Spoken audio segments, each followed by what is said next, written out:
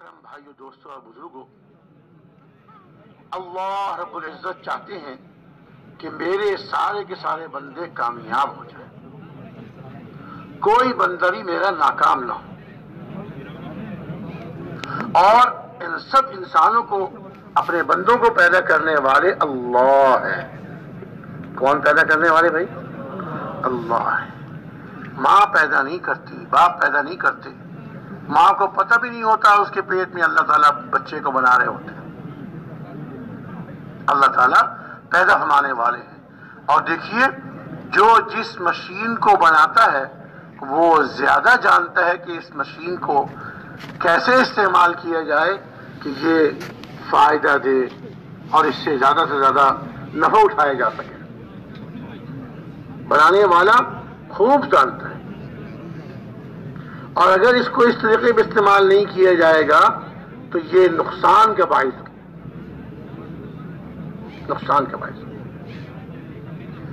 کار بنانے والے کار بازار میں بھیجتے ہیں، اس کے ساتھ ایک کتاب بھی بھیجتے ہیں، ایک کتاب بھی ہوتی ہے اور اس میں ساری ہدایات لکھی ہوتی ہیں، اس کار کو کیسے استعمال کرنا ہے، اس سے کیسے خدمت لینی ہے۔ اور اگر کار سے بھی اگلی کوئی مشین ہو جو اس سے زیادہ نازک اور اس سے زیادہ قیمتی، تو اس کے لیے پھر مشین کے بنانے والے یا تو دوسرے ملک کے آدمیوں کو اپنے ملک میں بلاتے ہیں یا اپنے ملک کے آدمی کو اس ملک میں بھیجتے ہیں تربیت دینے کے لیے کہ یہ مشینری ایسی ہے کہ یہ خالی کتاب پڑھ کر بھی اس سے فائدہ نہیں اٹھایا جا سکتا، ایسا نہ ہو کہ اس مشین کو استعمال کرنے والے کہیں نقصان نہ کرتے۔ بات ذہن میں آ رہی ہے نا جی؟ ہم سب ذرا سوچیں، ایسے ہی ہے دنیا میں ایسے ہی ہوتا ہے۔ سائیکل بیچنے والے سائیکل بیچتے ساتھ چھوٹی سی کتاب بھی دیتے ہیں، موٹر سائیکل بیچنے والے موٹر سائیکل بیچتے ہیں ساتھ تھوڑی چھوٹی سی کتاب بھی دیتے ہیں، کار بیچنے والے کار بیچتے ہیں اور اس کے ساتھ کتاب بھی دیتے ہیں، اور آگے چلتے جائیے، ہر مشین کے ساتھ اس کی کتاب آتی ہے، سلائی کی مشین ہوتی ہے اس کے ساتھ اس کی کتاب آتی ہے۔ اللہ رب العزت نے اس انسان کو پیدا فرمایا، اللہ رب العزت خوب جانتے ہیں کہ یہ انسان کیسے استعمال ہوگا کہ یہ اپنے لیے بھی اور دوسروں کے لیے بھی نفع کا ذریعہ بنے گا، اور کس طرح استعمال ہونے سے یہ انسان اپنے لیے بھی اور دوسروں کے لیے بھی ہلاکت کا اور تباہی کا ذریعہ بنے گا۔ لیکن اللہ رب العزت چاہتے ہیں کہ میرے بندے تباہ نہ ہوں، ہلاک نہ ہوں، یہ ذلیل نہ ہوں، یہ دنیا میں نقصان نہ کریں، آخرت میں نقصان نہ کریں۔ انسان بھی یہ چاہتے، کوئی انسان بھی تباہی نہیں چاہتا، کوئی انسان ہلاکت نہیں چاہتا، کوئی انسان ناکامی نہیں چاہتا۔ کسی ملک کے رہنے والے ہوں، کوئی زبان کے بولنے والے ہوں، کسی رنگ اور نسل کے ہوں، ہر آدمی چاہتا ہے کہ میں کامیاب ہو جاؤں، ہر آدمی چاہتا ہے کہ میں عزت والا ہو جاؤں، اور نہ صرف میرا مستقبل اچھا ہو جائے، ہر آدمی چاہتا ہے کہ میرا مستقبل اچھا ہو جائے، بلکہ ہر آدمی کی چاہت ہوتی ہے کہ میری اولاد کا بھی مستقبل اعلیٰ سے اعلیٰ، اچھے سے اچھا ہو جائے۔ ایسا ہے کہ نہیں بھائی؟ ایسے ہی ہے نا بھائی؟ ذرا جواب دے دیجیے کریں، مجھے اندازہ ہو کہ آپ میری اردو سمجھ رہے ہیں، ایسا نہ ہو کہ میں اردو بولتا رہوں آپ سمجھیں نا بات کو۔ میں کوشش تو کر رہا ہوں کہ ذرا آسان بولوں، مشکل نہ بولوں، مشکل آتی بھی نہیں مجھے، آسانی آتا ہے، جو کچھ بہت آتا ہے تو آسانی آتا ہے۔ بہرحال عرض یہ کر رہا ہوں کہ اللہ رب العزت نے انسان کو پیدا فرمایا اور اللہ رب العزت اس کو کامیاب فرمانا چاہتے ہیں۔ اسی لیے اللہ رب العزت نے انسانوں کے ساتھ ساتھ اللہ رب العزت نے اپنی کتابوں کو اتارا، اپنے صحیفوں کو اتارا جی، اور اس کے ساتھ ساتھ چونکہ انسان ساری دنیا میں کائنات کے ذرے ذرے پر انسان کے اعمال کا اثر پڑتا ہے، کائنات کے ذرے ذرے پر انسان کے اعمال کا اثر پڑتا ہے۔ اچھے عمل کرے گا تو کائنات کے ذرے ذرے میں اچھائیاں آئیں گی، اور کائنات کے ذرے ذرے میں فسادات سے وہ کائنات دور ہوگی، اور انسان کے اعمال بگڑتے ہیں تو کائنات میں فسادات ہوتے ہیں، کائنات میں لڑائیاں ہوتی ہیں، قتل و غارت گری ہوتی ہے، اور انسان جانوروں میں بھی نقصان ہوتا ہے، اور جانور سمندروں میں طغیانیاں آتی ہیں، سمندروں میں طوفان آتے ہیں، سمندروں میں سیلاب اور پریشانی کے حالات بنتے ہیں، ہلاکت کی مصیبتوں کے حالات بنتے ہیں، یہ انسانوں کے اعمال پر، انسانوں کے اعمال پر۔ تو اللہ رب العزت چاہتے ہیں کہ میرے بندے کامیاب ہو جائیں، اس لیے اللہ رب العزت نے اپنی کتابوں کو اتارا، اپنے صحیفوں کو اتارا، اور اللہ رب العزت نے اس کے ساتھ ساتھ اپنے خاص بندے حضرات انبیاء علی نبینا و علیہم السلام کو بھیجا کہ اس کتاب پہ عمل کرنے کا طریقہ سکھائیں، خود کر کے دکھائیں، اس کتاب پر، اللہ کے حکموں پر خود عمل کر کے دکھائیں اور دوسروں کو اس کتاب پہ عمل کرنے والا بنائیں۔ کیونکہ جیسے میں نے عرض کیا نا کہ اس انسان کے اعمال، اس کا اثر ساری دنیا میں پڑتا ہے، خشکی میں ہی پڑتا ہے، تری میں ہی پڑتا ہے، کائنات کے ذرے ذرے پہ اس کا اثر پڑتا ہے۔ یا انسان معمولی چیز نہیں ہے، معمولی مخلوق نہیں ہے۔ ایک مرتبہ حضرت ابو ہریرہ رضی اللہ تعالیٰ عنہ کے سامنے کسی آدمی نے کہہ دیا کہ جو آدمی کوئی ظلم کرتا ہے تو ظلم کرنے والے کا اثر، ظلم کرنے والے کا نقصان ظلم کرنے والے کو ہوتا ہے۔ اس نے ظلم کر دیا کسی پر، کسی کو ناجائز ستایا، کسی کا مال چھین لیا، کسی کو قتل کر دیا، خدا نہ خواستہ نعوذ باللہ، کسی کو تکلیف پہنچائی، ناحق تکلیف پہنچائی، ظلم کیا اس نے، تو اس کے ظلم کا اثر ظلم کرنے والے کو ہوتا ہے۔ حضرت ابو ہریرہ نے ارشاد فرمایا کہ نہیں نہیں نہیں، ظلم کرنے والے کا اثر جیسے خود اس پر پڑتا ہے، وہ نقصان میں جاتا ہے، اب وہ تباہی میں جاتا ہے، اب وہ ہلاکت کے راستے اس نے اپنا لیا، ایسے ہی اس کے ظلم کا اثر جانوروں پر ہی پڑتا ہے، جانوروں پر پڑتا ہے۔ اب ارشاد فرمایا کہ دیکھیے جب آدمی کوئی ظلم کرتا ہے تو اس کے ظلم کی وجہ سے ایک پرندہ ہے، عرب ملک میں پایا جاتا ہے، جس کا نام ہے حبارہ۔ لغت میں، ڈکشنری میں اس کا ترجمہ چکور سے کیا جاتا ہے، واللہ عالم۔ چکور، ہمارے یہاں چکور نام تو مشہور ہے، اردو میں سے سرخاب بھی کہتے ہیں، سرخاب، چکور نہیں سرخاب۔ ہمارے ملکوں میں یہ پرندہ عام طور سے نہیں پایا جاتا، نایاب ہے۔ ہمارے یہاں اس کے محاورے تو ہیں، اس کے بارے میں محاورے تو ہیں، اس کے تم تک کیوں خیال کر رہے ہو؟ کیا اس کے سرخاب کے پر لگے ہوئے؟ یہ اردو کا ایک محاورہ ہے، یعنی ایسا پرندہ جس کے پرندہ اس کے پر بھی نہیں ملتے، کیا اس کے سرخاب کے پر لگے ہوئے اس کے اتنا خیال کر رہے ہو؟ یہ اردو کا ایک محاورہ ہے۔ تو ہمارے یہاں یہ پرندہ فرمایا حبارہ پرندہ، جس کے بارے میں مشہور ہے کہ یہ اپنے دانے دنکے کی تلاش میں یہ اڑتا ہے، قریب سے مل جائے، اپنے گھونسلے کے آس پاس مل جائے، وہاں سے کھا کے پیٹ بھرتا ہے، اپنے گھونسلے میں واپس آ جاتا ہے۔ اگر اس کو قریب سے نہ ملے یہ اڑتا ہے، دور جاتا ہے اور دور جاتا ہے اور دور جاتا ہے، جب دور سے دور چلا جاتا ہے اور اس کو دانے نہیں ملتے، بہت دور، علماء نے لکھا ہے کہ یہ پرندہ اپنے دانے دنکے کی تلاش میں جب قریب سے نہیں ملتا تو یہ میلوں دور چلا جاتا ہے، میلوں دور چلا جاتا ہے۔ تو یہ پرندہ میلوں دور چلا جاتا ہے اور وہاں بھی اس کو دانے نہیں ملتے، تو یہ مایوس ہو کر اپنے گھونسلے میں آ کے بیٹھ جاتا ہے، بھوکا آ کے بیٹھ جاتا ہے، دانا کھانے کو اس کو ملا نہیں، یہ آ کے اپنے گھونسلے میں بیٹھ گیا اور گھونسلے میں بیٹھا رہتا ہے، بھوکا بیٹھے وہ اپنے گھونسلے میں مر جاتا ہے۔ فرمایا کہ یہ جو حبارہ پرندہ، اس کو دانے نہیں ملے اس لیے کہ ظالم نے ظلم کیا، اور اس کے ظلم کی وجہ سے اللہ تعالیٰ نے آسمان سے بارشوں کو روک دیا، اور جب بارشیں رک گئیں تو زمین سے دانے اور غلے نہیں اگے، اور جیسے انسانوں کو غلہ نہیں مل رہا ایسے پرندوں کو بھی دانا دنکا نہیں ملتا، اور یہ پرندہ حبارہ پرندہ جب اس کو دانے نہیں ملتے اپنے گھونسلے میں آ کے بیٹھ جاتا ہے اور بھوکا بیٹھے آخر مر جاتا ہے۔ یہ پرندہ اس ظالم کے ظلم کی وجہ سے مرا۔ تو انسان یہ معمولی مشین نہیں ہے، یہ معمولی مخلوق نہیں ہے، اس کے اعمال کا اثر خود اس کے اپنے اوپر اور اس کے اعمال کا اثر ساری کائنات پر، اور اس کے اعمال کا اثر سمندروں پر، اس کے اعمال کا اثر زمین پر، اس کے اعمال کا اثر پہاڑوں پر، اور ہر جگہ اس کے اعمال کا اثر پہنچتا ہے۔ علماء فرماتے ہیں کہ جب کوئی طالب علم دین حاصل کرنے کے لیے نکلتا ہے، علماء فرماتے ہیں کہ جب طالب علم دین حاصل کرنے کے لیے نکلتا ہے تو ارشاد ہے کہ ساری مخلوق اس کے لیے دعا کرتی ہے۔ بھئی علم دین حاصل کرنے کے لیے جا رہا ہے، مخلوق کو کیا فائدہ؟ یہ مخلوق کو دانا تھوڑی ڈال رہا ہے، پرندوں کو دانا ڈال رہا ہو، جانوروں کو کھلانا ہو، نہیں۔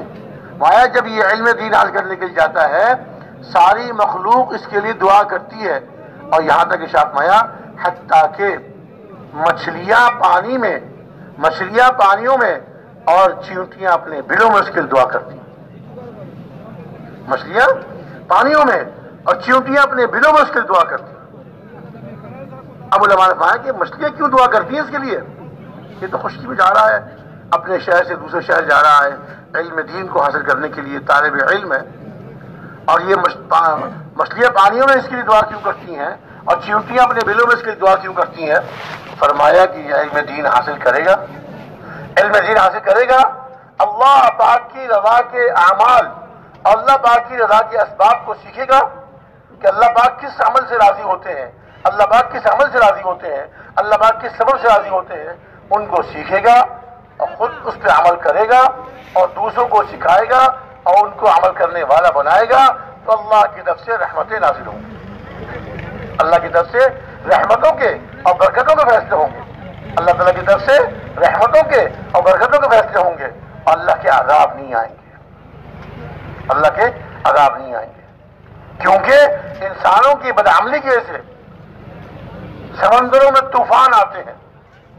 اب سمندروں میں طوفان آئے، پانی اللہ کے حکم سے اٹھا اور خشکی پہ چڑھایا پانی، اور خشکی میں پانی چلتا چلا گیا، سمندر کا پانی تیز رفتاری سے جا رہا ہے۔ اب جس کے راستے میں کوئی سائیکل والا آ گیا وہ ڈوب جاتا ہے، گر جاتا ہے، اس کی سائیکل ٹوٹ جاتی ہے، بہہ جاتی ہے پانی میں، کاروں والوں کی کاریں تباہ ہو جاتی ہیں، اور تو اور بعض دفعہ اتنا سخت طوفان ہوتا ہے کہ گھروں کے گھر تباہ ہو جاتے ہیں، درخت ٹوٹ جاتے ہیں، تیز ہوا ہوتی ہے، پانی تیز بہاؤ والا ہوتا ہے، اور بلڈنگوں کو اور گھروں کو اور درختوں کو اور نہ معلوم کن کن چیزوں کو تباہ کرتا چلا جاتا ہے۔ اب اس میں جب درخت ٹوٹتے ہیں تو درختوں پر جو گھونسلے ہوتے ہیں تو وہ جانوروں کو بھی تکلیف پہنچتی ہے، ان کے گھونسلے تباہ ہوتے ہیں، گھونسلوں میں ان کے انڈے بچے ہوں وہ ختم ہوتے ہیں، ٹوٹتے ہیں، ضائع ہوتے ہیں، وہ خود ان کا اپنا ٹھکانا نہیں رہا، وہ اڑتے ہیں، کہاں جائیں؟ اب ان کا گھونسلہ ٹوٹ گیا، اب کوئی ٹھکانا نہیں ہے، وہ اڑ رہے ہیں، فضا میں اڑ رہے ہیں، کہاں جائیں؟ اور اسی طرح یہ پانی جب آتا ہے خشکی میں چڑھتا ہے اور بلوں میں گھستا ہے، چیونٹیاں مرتی ہیں، لاکھوں چیونٹیاں مر جاتی ہیں، اور دوسری مخلوق اللہ کی مر جاتی ہے، تو یہ ساری مخلوق تباہ ہوتی ہے اللہ کے اس عذاب کی وجہ سے۔ اور اللہ کا عذاب کیوں آیا؟ کسی انسان کے عمل کے بگڑنے کی وجہ سے، کسی انسان کے عمل کے بگڑنے کی وجہ سے۔ اس لیے یہ ساری مخلوق اس طالب علم کے لیے دعا کرتی ہے، جو طالب علم دین سیکھنے کے لیے جا رہا ہے، اپنے گھر سے نکل رہا ہے، اس کے لیے دعا کرتی ہے کہ یہ دین سیکھنے کے لیے جا رہا ہے، یہ دین سیکھ کر اللہ پاک کی رضا والے اعمال کو سیکھ کر ان کو اپنائے گا، ان پہ عمل کرے گا، اللہ اس سے راضی ہوں گے، اور اللہ پاک آسمانوں سے اپنی رحمتوں کے اور برکتوں کے دروازے کھول دیں گے، اپنے عذابوں کے دروازے بند کر دیں گے۔ فرمایا اس امت کا معاملہ اجتماعی ہے، اس امت کا معاملہ اجتماعی ہے، یہ نہیں کہ ایک آدمی نے غلط کام کیا تو اس کا نقصان اس کو ہو گیا۔ جیسے تالاب میں پانی بھرا ہوا ہو، ایک بالٹی پانی کی تالاب میں سے نکالے، ایک بالٹی نکالی ہے، لیکن ہم سب جانتے ہیں ایک بالٹی پانی نکالنے سے جتنا بھی ہے پورے تالاب کے پانی میں کمی آ گئی، ایسی ہے کہ نہیں بھائی؟ ایک بالٹی تالاب میں سے نکالی، پورے تالاب کے پانی میں کمی آ گئی، اور ایک بالٹی پانی کی تالاب میں ڈال دی تو پورے پانی کی سطح میں، پورے پانی میں کچھ نہ کچھ اضافہ ہو گیا۔ تو اس امت کا معاملہ اجتماعی ہے، یہ نہیں کہ ایک آدمی نے غلط کام کیا تو اس کا نقصان اس کو ہوگا، بلکہ اس کے برے اعمال کی وجہ سے نہ صرف اس کو نقصان پہنچتا ہے بلکہ پوری امت کو نقصان پہنچتا ہے۔ پوری امت کو نقصان پہنچتا ہے۔ دیکھیے علماء ہمارے بزرگ اس کی مثال اس طرح دیتے ہیں جیسے کسی آدمی کے بدن پہ پھوڑے نکل آئے، پیپ والے پھوڑے، ہاتھ میں پھوڑا نکل آیا، ٹانگ میں پھوڑا نکل آیا، اب پریشان ہوتا ہے، اس سے پیپ نکلتی ہے، خون نکلتا ہے، وضو ٹوٹتا ہے، کبھی نماز پڑھتے ہوئے خون نکل آتا ہے تو اس کی نماز ٹوٹ جاتی ہے، جاتا ہے زخم کو صاف کرتا ہے، کپڑے پاک کرتا ہے، پھر آتا ہے، جماعت نکل جاتی ہے اس کی۔ تو جس آدمی کے پھوڑا نکل آیا، ہاتھ پہ پھوڑا نکلا، ٹانگ پہ پھوڑا نکلا، اب وہ اگر ماہر معالج کے پاس جائے گا، ڈاکٹر ہو یا حکیم ہو، ماہر معالج کے پاس جائے گا تو وہ معالج اس پر غور کرے گا یہ اس کے پھوڑے کیوں نکل رہے ہیں، اس کے پھوڑے کیوں نکل رہے ہیں، پھوڑوں کے علاج پہ توجہ دے گا لیکن تھوڑی، اصل توجہ دے گا کہ پھوڑے کیوں نکل رہے ہیں۔ بھائی پھوڑے اس لیے نکل رہے ہیں کہ اس کا خون بگڑ گیا ہے، خون خراب ہو گیا، خون خراب ہونے کی وجہ سے یہ پھوڑے نکل رہے ہیں، تو میں ایسی دوائی دوں گا جس سے اس کے خون کا بگاڑ آہستہ آہستہ ٹھیک ہو جائے اور خون فاسد کے بجائے خون صالح ہو جائے، وہ اس پہ توجہ دے گا۔ اور جو اتنا ماہر اور حاذق طبیب اور معالج نہ ہو وہ پھوڑوں کے دیکھے گا، اچھا پھوڑا ہو گیا، لا اسے پھائے لگا دیتا ہوں، لا اسے پھائے لگا دیتا ہوں، تو اس سے کبھی اس کے پھوڑے ٹھیک نہیں ہوں گے۔ ان 2 پھوڑوں پہ پھائے لگائے اور اس کا علاج شروع کیا، 2 پھوڑے اور نکل آئیں گے، 3 پھوڑے اور نکل آئیں گے۔ یہ کیوں نکل رہے ہیں؟ اس لیے کہ اس کا خون بگڑ گیا۔ جب تک کہ خون کے اصلاح کی فکر نہیں کرے گا وہ طبیب، وہ حاذق اور ماہر طبیب، جب تک اس کے خون کی اصلاح کی فکر نہیں کرے گا یہ پھوڑے نکلتے رہیں گے۔ اور اگر خون کے ٹھیک کرنے کی اور خون کی اصلاح کی کوشش کی تو انشاءاللہ تعالی اس کا خون صالح ہو جائے گا اور پھوڑے نکلیں گے نہیں، اور جو پھوڑے پہلے سے نکلے ہوئے ہیں وہ معمولی 1-2 پھائے سے ٹھیک ہو جائیں گے۔ یہی مثال دی جاتی ہے، یہ مثال دی جاتی ہے امت کی کہ امت کا معاملہ اجتماعی ہے۔ اگر امت نے کسی جگہ بگاڑ نظر آ گیا، کسی جگہ خرابی نظر آ گئی، کسی جگہ زلزلہ آ گیا، کسی جگہ طوفان آ گیا، کسی جگہ جیسے سیلاب آ گیا، کسی جگہ آسمان سے پتھروں کی بارش ہو گئی۔ ہاں ہمارے اس زمانے میں بھی ایک علاقہ ہے پنجاب کا، چند سال پہلے کی بات ہے کہ خبر مشہور ہوئی کہ وہاں پر پہلے بارش ہوئی پھر آسمان سے پتھروں کی بارش ہوئی، پتھر برسے۔ پچھلی قوموں پر تو اللہ تعالیٰ نے یہ عذاب بھیجے، پچھلی قوموں پر تو اللہ تعالیٰ نے یہ عذاب بھیجے کہ پتھروں کی بارش، پتھر برسا کے ان کو ہلاک کر دیا، کسی قوم کو پانی میں ڈبو کے ہلاک کر دیا، کسی قوم کو زمین میں دھسا کے ہلاک کر دیا، اور کسی قوم کو ایک فرشتے کی چیخ سے پوری کی پوری بستیوں کو ہلاک کر دیا۔ پچھلی قوم پر تو ہوا، لیکن اس قوم پر بھی اللہ تعالیٰ، اس امت میں کہیں کہیں اللہ کی طرف سے جب اعمال ٹھیک نہیں ہو رہے تو اللہ کی طرف سے عذاب۔ تو فرمایا کہ کسی جگہ اللہ کا عذاب ظاہر ہوتا ہے، اس کا مطلب یہ نہیں ہوتا کہ وہاں والوں نے اپنے اعمال بگاڑے، ان کی بگاڑ کی وجہ سے، ان کے اعمال بگڑنے کی وجہ سے ان پہ عذاب آ گیا۔ یہ تو پھوڑا نکلا ہے ایک جگہ میں، ہاتھ میں پھوڑا نکلا، ٹانگ میں پھوڑا نکلا، اس کا مطلب یہ نہیں کہ ہاتھ خراب ہے، ٹانگ میں پھوڑا نکلا اس کا مطلب یہ نہیں کہ ٹانگ خراب ہے، بلکہ مطلب یہ اندر کا خون خراب ہو گیا اور اس کی خرابی کا اثر ہاتھ پہ ظاہر ہوا ہے، اندر کا خون خراب ہو گیا، اس کی خرابی کا اثر ٹانگ میں ظاہر ہوا ہے۔ اب فکر اس بات کی ہے، فکر اس بات کی ہے کہ خون کے اصلاح کی کوشش کی جائے تاکہ اور پھوڑے مزید نہ نکلیں اور اللہ کے عذاب کی شکلیں ظاہر نہ ہوں اور اللہ کی طرف سے عذاب اور مصیبتیں نہ آئیں اور اللہ کی طرف سے پریشانیوں کے حالات پیدا نہ ہوں اور پیدا نہ ہو اور جو ظاہر ہو گئے ہیں اللہ تعالیٰ ان کو ٹھیک کر دے۔ اس کا نام تبلیغ کی محنت ہے۔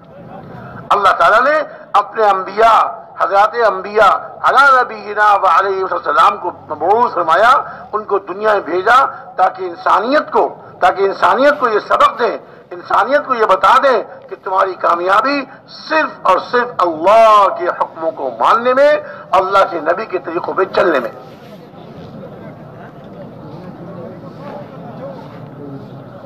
دنیا سے فسادات ختم ہو جائیں، دنیا سے فسادات ختم ہو جائیں اور دنیا سے بگاڑ ختم ہو جائیں، امت کی پریشانیاں دور ہو جائیں، امت کی مصیبتیں ختم ہو جائیں، اس کا واحد علاج کہ امت نیک اعمال پر آ جائے، امت مسجد والی بن جائے، مسجد کے اعمال والی بن جائے، امت اللہ کو راضی کرنے والے اعمال میں لگ جائے، ناراضگی والے اعمال سے دور اپنے آپ کو کر لے، اللہ تعالیٰ کی ناراضگی والے اعمال سے اپنے آپ کو دور کر لے۔ یہ واحد حل ہے، یہ واحد طریقہ ہے خرابیوں کے دور ہونے کا۔ اور یہ سوچنا کہیں زلزلہ آ گیا، یہ سوچنا کہ جی اصل میں بات یہ ہے کہ جی زلزلہ تو آیا، اس سے تباہی تو ہوئی، ہمارے پاس اصل میں وہ آلات نہیں تھے۔ یہ سوچ کہ ہمارے پاس وہ آلات نہیں تھے کہ جس سے زلزلے کے آنے سے پہلے زلزلے کا پتہ چل جائے۔ طوفان آیا، کہتے ہمارے پاس وہ آلات نہیں تھے کہ جس کے ذریعے ہمیں پتہ چل جاتا کہ اب طوفان آنے والا ہے۔ یہ سوچ غلط سوچ ہے، یہ سوچ غلط سوچ ہے۔ صحیح سوچ کیا ہے؟ یہ جو اللہ کا عذاب آیا، یہ اللہ کی طرف سے مصیبت آئی، زلزلے کی شکل میں، طوفان کی شکل میں، سیلاب کی شکل میں، آسمان سے بجلی کے گرنے کی شکل میں، آسمان سے بجلی گرنے کی شکل میں یہ جو مصیبتیں آئیں، یہ ہمارے اعمال کے بگڑنے کی وجہ سے آئیں۔ سوچنا یہ ہے کہ کیوں آئی؟ اس لیے آئی کہ ہمارے اعمال بگڑ گئے، ہمارے اعمال بگڑ گئے، اللہ کے حکم ہم نے توڑنے شروع کر دیے، پیارے نبی صلی اللہ علیہ وسلم کے طریقے ہم نے چھوڑ دیے، اس کے سے اللہ کے عذاب آ رہے ہیں۔ لہذا اپنے اعمال کو درست کریں، اللہ کے حکموں کو پورا کرنے والے بن جائیں، اللہ کے حکموں کو پورا کرنے والے بن جائیں، اور پیارے نبی صلی اللہ علیہ وسلم کے طریقوں پر اپنی زندگی کو لے آئے، اپنے گھر کے اندر کی زندگی، گھریلو زندگی، گھر سے باہر کی زندگی، ہر زندگی کے ہر شعبے میں اللہ کے حکم زندہ ہو جائیں، اور پیارے نبی صلی اللہ علیہ وسلم کے طریقے زندہ ہو جائیں۔ اس سے تو عذاب و بلایا دور ہوں گی، اس سے امت کی مصیبتیں ختم ہوں گی، اس سے امت کی پریشانیاں دور ہوں گی۔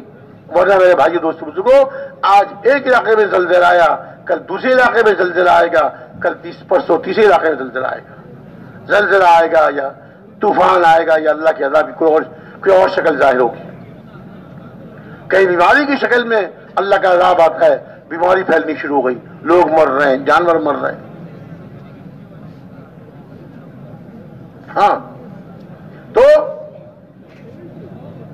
کیا اللہ تعالیٰ نے اس انسان کو پیدا فرمایا اور اس کے کامیابی کے ساتھ چلنے کا طریقہ بتا دیا، اس کے لیے اپنی کتاب کو اتارا اور اس پہ عمل کرنے کے لیے اپنے نبیوں کو بھیجا، ایک نبی کے بعد دوسرے نبی، دوسرے نبی کے بعد تیسرے نبی، حضرات انبیاء علیہم السلام تشریف لاتے رہے اور اپنی اپنی امتوں کو، اپنی اپنی قوموں کو، اپنی اپنی امتوں کو، اپنی اپنی قوموں کو اللہ سے ڈراتے رہے، اللہ کی نافرمانی سے ڈراتے رہے۔ اللہ کی نافرمانی کرو گے، اللہ کے عذاب میں مبتلا ہو جاؤ گے، ہلاک ہو جاؤ گے، تباہ برباد ہو جاؤ گے، اور اللہ کے حکموں کو پورا کرو گے تو تباہی کے اسباب میں اللہ تم کو بچا لے، تباہی کے اسباب میں اللہ تعالیٰ تم کو بچا لے، عذاب میں سے اللہ پاک تمہاری حفاظت فرمائے۔ صحیح سوچ کیا ہے کہ اگر اللہ کا عذاب کی شکل کو ظاہر ہوئی ہے تو ہم توبہ کریں، اللہ کے ساتھ رجوع کریں، اپنے زندگی کے اعمال کو ٹھیک کریں، اپنے زندگی کو بنائیں۔ یہ راستہ ہے اللہ کے عذابوں کو دور کرنے کا۔ اور یہ سوچنا کہ زلزلے کے بتانے والے آلات نہیں تھے، طوفان کے آنے سے پہلے اس کے بتانے والے آلات نہیں تھے، اس لیے ہمارا نقصان زیادہ ہو گیا۔ ارے اگر آلات بھی ہم نے لے لیے، آلات بھی اکٹھے کر لیے، اور زلزلے سے کہتے ہیں زلزلہ پروف عمارت، زلزلہ سے حفاظت کرنے والی، زلزلے سے محفوظ عمارت بنا بھی لی تو کیا ہوگا؟ کیا ہوگا؟ کیا اس میں رہنے والے اللہ کے عذاب سے بچ جائیں گے؟ ہرگز نہیں، ہرگز نہیں۔ وہ تو جب اللہ کا عذاب آتا ہے تو پھر کوئی بچ نہیں سکتا، بچ نہیں سکتا۔ بچنے کا راستہ اور حفاظت کا راستہ اللہ کے حکموں کی پورا کرنے میں اور پیارے نبی صلی اللہ علیہ وسلم کے طریقوں پہ چلنے میں اللہ نے کامیابی رکھی ہے اور اپنے عذابوں سے حفاظت کا سامان رکھا ہے۔ اس کو چھوڑ کر ناکامی ہی ناکامی، اس کو چھوڑ کر اللہ کے عذاب ہی عذاب اور اللہ کی طرف سے مصیبتیں ہی مصیبت۔ اللہ نے انسان کو بنایا اور اس کے صحیح استعمال ہونے کا طریقہ اپنی کتابوں میں اتارا، اپنے نبیوں کو بھیجا تاکہ وہ آخر انسان کو سمجھائیں، انسانوں محنت کریں کہ اپنی تباہی کے سامان پیدا نہ کرو، اپنی تباہی کا اسباب اختیار نہ کرو۔ ہر نبی نے آگے ہی دعوت دی. سب سے بنیادی چیز، سب سے پہلی چیز اپنے یقینوں کو درست کرنا ہے. بنیادی چیز کیا ہے بھائی؟ فرما دیجئے، بنیادی چیز کیا ہے بھائی؟ اپنے یقینوں کو درست کرنا. آج جو ہمارا یقین مال دولت پر، حکومت پر اور چیزوں پر آ گیا، حکومت یوں کر دے گی، حکومت نے یہ کر دیا، فوج نے یہ کر دیا، میرے پاس مال تھوڑا تھا اس لیے میرا نقصان ہو گیا، مال اور کماؤں، مال اور جمع کروں. مال کا یقین، عہدوں کا یقین، حکومت کا یقین، فوجوں کا یقین، یہ سب غلط یقین ہے. یہ سب غلط یقین. ان سے کچھ نہیں ہوتا. کرنے والی ذات ایک اللہ، کرنے والی ذات ایک اللہ، کرنے والے اللہ. ایک مرتبہ حضور اقدس صلی اللہ علیہ وسلم اپنی سواری پہ تشریف لے جا رہے تھے. ان کے پیچھے آپ کے چچیزاد بھائی حضرت عبداللہ ابن عباس رضی اللہ تعالیٰ عنہما تشریف بیٹھے ہوئے تھے. آپ نے ارشاد فرمایا، اے عبداللہ، تمہیں چند کلمات سکھاتا ہوں، ان کو یاد کر لو، تمہیں نفع دیں گے. اے عبداللہ، تمہیں چند کلمات سکھاتا ہوں، ان کو یاد کر لو، تمہیں نفع دیں گے. پہلی بات ارشاد فرمائی، احفظ اللہ یحفظک. تم اللہ کی حفاظت کرو، اللہ تمہاری حفاظت فرمائیں گے. اللہ کی حفاظت کرو، اللہ کا حفاظت کے محتاج ہے، اللہ احتیاط سے پاک ہے. اللہ کی حفاظت کرو یعنی اللہ کے دین کی حفاظت کرو، یعنی اللہ کے اوامر کی، اللہ کے حکموں کی حفاظت کرو. اللہ کے حکموں کی حفاظت اللہ کے حکموں کی پورا کرنے میں، اللہ کے حکموں کی حفاظت اللہ کے حکموں کی پورا کرنے میں. تم اللہ کی یعنی اللہ کے دین کی، اللہ کے احکامات کی، اللہ کے اوامر کی حفاظت کرو، اللہ تمہاری حفاظت فرمائے. حفاظت اللہ کی کافی ہے. جب اللہ تعالیٰ کسی کی حفاظت کرنے پر آتے ہیں تو کوئی نقصان نہیں پہنچا سکتا، اور جب اللہ تعالیٰ حفاظت نہ فرمائے تو کوئی بچا نہیں سکتا. ارشاد فرمایا، تم اللہ کے اوامر کی حفاظت کرو، اللہ تمہاری حفاظت فرمائے. اور دوسری بات ارشاد فرمائی، احفظ اللہ تجدہ تجاہک. تم اللہ کے دین کی، اللہ کے اوامر کی حفاظت کرو، اللہ تعالیٰ کو اپنے سامنے پاؤ. ایک تو یہ اللہ تمہاری حفاظت فرمائیں گے، اور دوسرا یہ کہ اللہ رب العزت کو اپنے سامنے پاؤ گے. جب تمہیں کوئی پریشانی آئے گی، اللہ کے سامنے ہاتھ پھیلاؤ گے، اللہ سے مانگو گے، اللہ تمہاری پریشانی دور کر دیں گے. جب تمہیں کوئی ضرورت پڑے گی، تم اللہ کے سامنے ہاتھ پھیلاؤ گے اور 2 رکعت نماز پڑھ کے اللہ کے سامنے ہاتھ پھیلاؤ گے، اللہ تمہاری ضرورت پوری فرما دیں گے. احفظ اللہ تجدہ تجاہک. تم اللہ کے دین کی حفاظت کرو، اللہ کو اپنے سامنے پاؤ.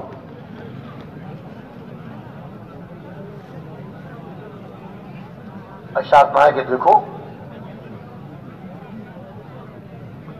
اگر جو تم نے مانگنا ہو، وَإِذَا سَأَلْتَ فَاسْأَلِ اللَّهَ. جب تمہیں کچھ مانگنا ہو، تمہیں کوئی ضرورت ہو، تمہیں کوئی حاجت ہو، کچھ مانگنا ہو تو کس سے مانگو بھائی؟ ایک اللہ ہی سے مانگو. اِذَا سَأَلْتَ فَاسْأَلِ اللَّهَ. جب تمہیں کچھ مانگنا ہو تو ایک اللہ ہی سے مانگو. وہی دینے والے ہیں، اس کے قبضے قدرت میں سب کچھ ہے. سارا عالم اس کے اشارے، اس کے حکم پہ چلتا ہے. سارا عالم کا، پورے کائنات کا ذرہ ذرہ اس کے حکموں میں جکڑا ہوا ہے. نفع دینے والی چیز سے نفع، نقصان دینے والی چیز سے نقصان، یا نفع دینے والی چیز سے نقصان اور نقصان دینے والی چیز سے نفع. یہ سب کچھ اس کے حکم سے ہوتا ہے. کس سے ہوتا ہے بھائی؟ اللہ کے حکم سے. یا سالتا فاسأل اللہ. جب تمہیں کچھ مانگنا ہو تو ایک اللہ ہی سے مانگو. وَإِذَا اسْتَعَنْتَ فَاسْتَعِنْ بِاللَّهِ. اور جب تمہیں مدد طلب کرنی ہو، مدد مانگنی ہو تو کس سے مانگو بھائی؟ ایک اللہ ہی سے مدد مانگو. ارشاد فرمایا، سن لو، اچھی طرح سن لو، ساری زمین والے مل کر، ساری زمین والے اگر تمہیں نفع دینا چاہیں، ہوں، ایک بادشاہ، ایک حاکم، ایک افسر، ایک فلانا نہیں، ساری زمین والے مل کر اگر تمہیں نفع دینا چاہیں، تم کو نفع وہی ملے گا جو اللہ نے تمہارے لیے لکھ دیا ہے. جو اللہ نے تمہاری نفع لکھ دیا ہے وہ تم کو نفع ملے گا. اور ساری زمین والے مل کر اگر تمہیں نقصان پہنچانا چاہیں، ساری زمین والے مل کر اگر تمہیں نقصان پہنچانا چاہیں تو تم کو وہی نقصان پہنچے گا جو اللہ نے تمہاری لکھ دیا. آگے ارشاد فرمایا رفعت الاقلام وجفت الصحف، کہ تقدیر کے لکھنے والے قلم اٹھا لیے گئے اور صحیفوں کی سیاہی خشک ہو چکی. جو اللہ نے مقدر فرما دیا وہ ہو کر رہے گا. نفع نقصان، عزت ذلت، کامیابی ناکامی، زندگی موت، بیماری تندرستی، سب ایک اللہ کے حکم سے. تو سب سے بنیادی چیز کیا ہے؟ اپنے یقینوں کی درستی. یقینوں کا بگاڑ آدمی کی ساری زندگی کو بگاڑ دیتا ہے، اور یقینوں کا سدھار آدمی کی ساری زندگی کو سدھار دیتا ہے. یہ بنیادی چیز یقین ہے. صحابہ کیا فرمایا کرتے تھے؟ صحابہ شاہ فرمایا کرتے تھے تعلمنا الایمان ثم تعلمنا القرآن. پہلے ہم نے ایمان سیکھا. پہلے کیا سیکھا؟ پہلے ایمان سیکھا، پھر ہم نے قرآن سیکھا، اور پھر قرآن پہ عمل کیا. قرآن پہ عمل کرنے نے ہمیں کامیاب کر دیا. تو سب سے بنیادی چیز ایمان ہے، یقین کا درست کرنا. یقین کی درستگی آدمی کی ساری زندگی کو درست کر دیتی ہے. اس کے اعمال درست ہو جاتے ہیں، اس کی زندگی درست ہو جاتی ہے جی. اور یقین کا بگاڑ اس کے اعمال کو بگاڑ دیتا ہے. فرمایا ہر امت کے لیے کوئی نہ کوئی فتنہ ہوتا ہے، ہر امت کے لیے کوئی نہ کوئی فتنہ ہوتا ہے، اور میری امت کا فتنہ مال ہے. میری امت کا فتنہ مال ہے. مال کے یقین پر کہ جتنا زیادہ پیسہ مل جائے گا اتنا میں کامیاب ہو جاؤں گا. مال کا یقین یہ یقین کا سب سے بڑا بگاڑ ہے. مال سے کچھ نہیں ہوتا، مال سے آدمی کامیاب نہیں ہوتا، بلکہ بعض دفعہ تو اب تو ایسے حالات ہوتے جا رہے ہیں کہ بعض دفعہ مال کی ذاتی ہی آدمی کی ہلاکت کا موت کا ذریعہ بن جائے. پستول دکھائی نکال کو جو کچھ ہے، گھر میں گھس گیا چابی دو، اس نے مزاحمت کی، اس نے گولی مار دی. یہ مال کی ذاتی ہی نے اس کی ہلاکت تک پہنچا دیا. اس کی قیمتی کار جی چابی پکڑاؤ ہمیں، چابی دو، نہیں دی، اس نے مزاحمت کی، گولی مار دی. یہ قیمتی کار ہی اس کی ہلاکت کا ذریعہ بن گیا. یقین اللہ پاک کی ذات عالی پر اللہ ہی کرنے والے ہیں، اللہ کے بغیر کوئی کچھ نہیں کر سکتا. جو کچھ دنیا میں ہو رہا ہے ایک اللہ کے حکم سے ہو رہا ہے، اور جو کچھ ہوا ان کے حکم سے ہوا، آئندہ جو کچھ ہوگا ان کے حکم سے ہوگا. یقین کو درست کرنا، یقین کا بنانا، یہ سب سے بنیادی چیز ہے. آدمی جو دکان میں بیٹھا رہتا ہے نماز کے لیے نہیں اٹھتا، یہ یقین کے بگاڑ کی وجہ سے. آدمی جو مالدار کو قتل کرتا ہے نعوذ باللہ، یقین کے بگاڑ کی وجہ سے. کسی سے مال چھینتا ہے یقین کے بگاڑ کی وجہ سے. دنیا میں جتنے فسادات ہو رہے ہیں عام طور سے اس کی بنیادی وجہ یقین کا بگاڑ ہے. یقین بگڑتے ہیں، اعمال بگڑتے ہیں، اعمال بگڑتے ہیں، اللہ کی طرف سے عذابوں کی مصیبتوں کے دروازے کھلتے ہیں. اللہ تعالیٰ کی طرف سے مصیبتوں کے عذابوں کے دروازے کھلتے ہیں. یقین کرنے والے ایک اللہ ہے. ہمارے بزرگ حضرت مولانا محمد مصطفیٰ پوری رحمۃ اللہ علیہ نے اپنے بیان میں ایک عجیب واقعہ سنایا کہ 4 آدمی جا رہے تھے، سفر کر رہے تھے، راستے بارش آ گئی، تیز بارش. اب پناہ کی جگہ ڈھونڈی، ایک غار نظر آیا، اس کے اندر چلے گئے بارش سے بچنے کے لیے. بارش بہت تیز. اب آسمان سے بارش کے ساتھ ساتھ بادل کی گرج، اب بجلی چمک رہی ہے، اور بجلی آسمان سے نیچے آتی ہے غار کے دروازے تک، پھر چلی جاتی ہے. پھر آسمان سے بجلی آتی ہے غار کے دروازے تک، پھر اوپر چلی جاتی ہے.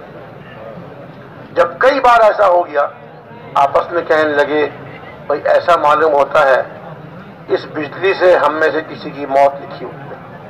سب کی نہیں ہے. اگر سب کی موت آنی ہوتی تو بجلی ہم سب پہ گر جاتی, ہم جل کے راکھ ہو جاتے. آسمان سے بجلی آ رہی ہے غار کے دروازے پر, واپس جا رہی ہے, اس کا مطلب ہے سب کی موت نہیں آئی, کسی ایک کی آئی. اب ایک کی وجہ سے ہم سب مصیبت میں گھرے ہوئے ہیں, بجلی آتی ہے ہم ڈرتے ہیں. ہمیں کوئی ایسا کام کرنا چاہیے جس سے جس کی موت آئی ہے وہ مر جائے, باقی بچ جائے. کیا کریں؟ آپس میں سوچ کے انہوں نے کہا کہ غار کے باہر سامنے ایک درخت, ہم میں سے باری باری ایک آدمی جائے, درخت کو ہاتھ لگائے.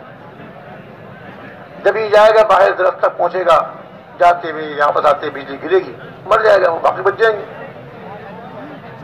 سب نے کہا ٹھیک ہے, ٹھیک ہے, موت تو آنی ایک دن, آج جس کی موت آئی ہے تو باقی تو بچے.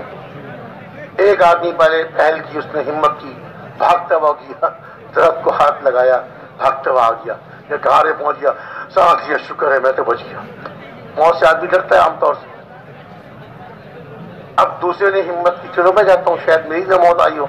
وہ بھاگتا ہوا گیا اور درخت کو ہاتھ لگایا, بھاگتا ہوا آیا, غار میں آ کے اس نے بھی سانس لیا کہ شکر ہے میں تو بچ گیا. تیسرا آدمی بھاگتا ہوا گیا, جا کے اس نے درخت کو ہاتھ لگا کے وہ بھی شکر ہے میں ہی بچ گیا. اب تین تو ہاتھ آ گئے, اب رہ گیا ایک. اس نے کہا یہ تین تو بچ گئے, اب میں اکیلے رہ گیا, میری ہی موت آئی ہے. اب وہ باہر جا نہیں رہا, چل نکل باہر جا, ہم سب ہو کے آ گئے, تو بھی جا, بھیجو مجھے, نہ بھیجو مر جاؤں گا, مجھے نہ بھیجو باہر مر جاؤں گا. اگر نکل دھکے دے کے اس کو باہر بھیجا. جیسے یہ باہر نکلا اور درخت تک پہنچا, آسمان سے بجلی گری اور غار کے اندر جو تین بیٹھے تھے ان پر گری, ان کو جلا کر راکھ کر دی. وہ تین سمجھ رہے تھے کہ جس کی موت آئی ہے ہم اس کی وجہ سے مصیبت میں پڑے ہوئے ہیں, حالانکہ یہ بتائی تھا اس کی وجہ سے بچے ہوئے تھے. یہ ان میں بیٹھا ہوا تھا, اس کی وجہ سے بجلی نہیں گر رہی تھی.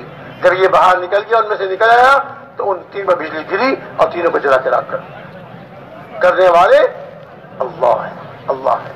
ہلاکت کے فیصلے, موت کے فیصلے, زندگیوں کے فیصلے ایک اللہ کی طرف سے ہوتے ہیں. کامیابی ناکامی کے فیصلے ایک اللہ کی طرف سے ہوتے ہیں. اور یہ فیصلے اللہ کے سے اعمال پر ہوتے ہیں. جیسے بندوں کے اعمال اوپر جاتے ہیں, الیہ یصعد الکلم الطیب والعمل الصالح یرفع, بندوں کے نیک اعمال اوپر جاتے ہیں. جیسے اعمال اللہ پاک کے جاتے ہیں ویسے وہاں سے فیصلے ہوتے ہیں. اچھے بندوں کے اچھے اعمال جاتے ہیں, اللہ پاک کی طرف سے ان کے لیے اچھے فیصلے, ان کے موافق فیصلے آتے ہیں, امن کے, چین کے, سکون کے. اور ان کے اعمال بگڑ جائیں تو اوپر سے پھر عذابوں کے, قتل و غارت گری کے, لوٹ مار کے, چوری کے, ایک دوسرے کو لوٹنے کے, اور زلزلوں کے اور طوفانوں کے, جی, اور آسمان سے پتھروں کی بارش کے, اور زمین میں دھس جانے کے, اور پانی میں ڈوب جانے کے, اور طرح طرح کے عذابوں کے فیصلے اللہ کیسے آتے ہیں.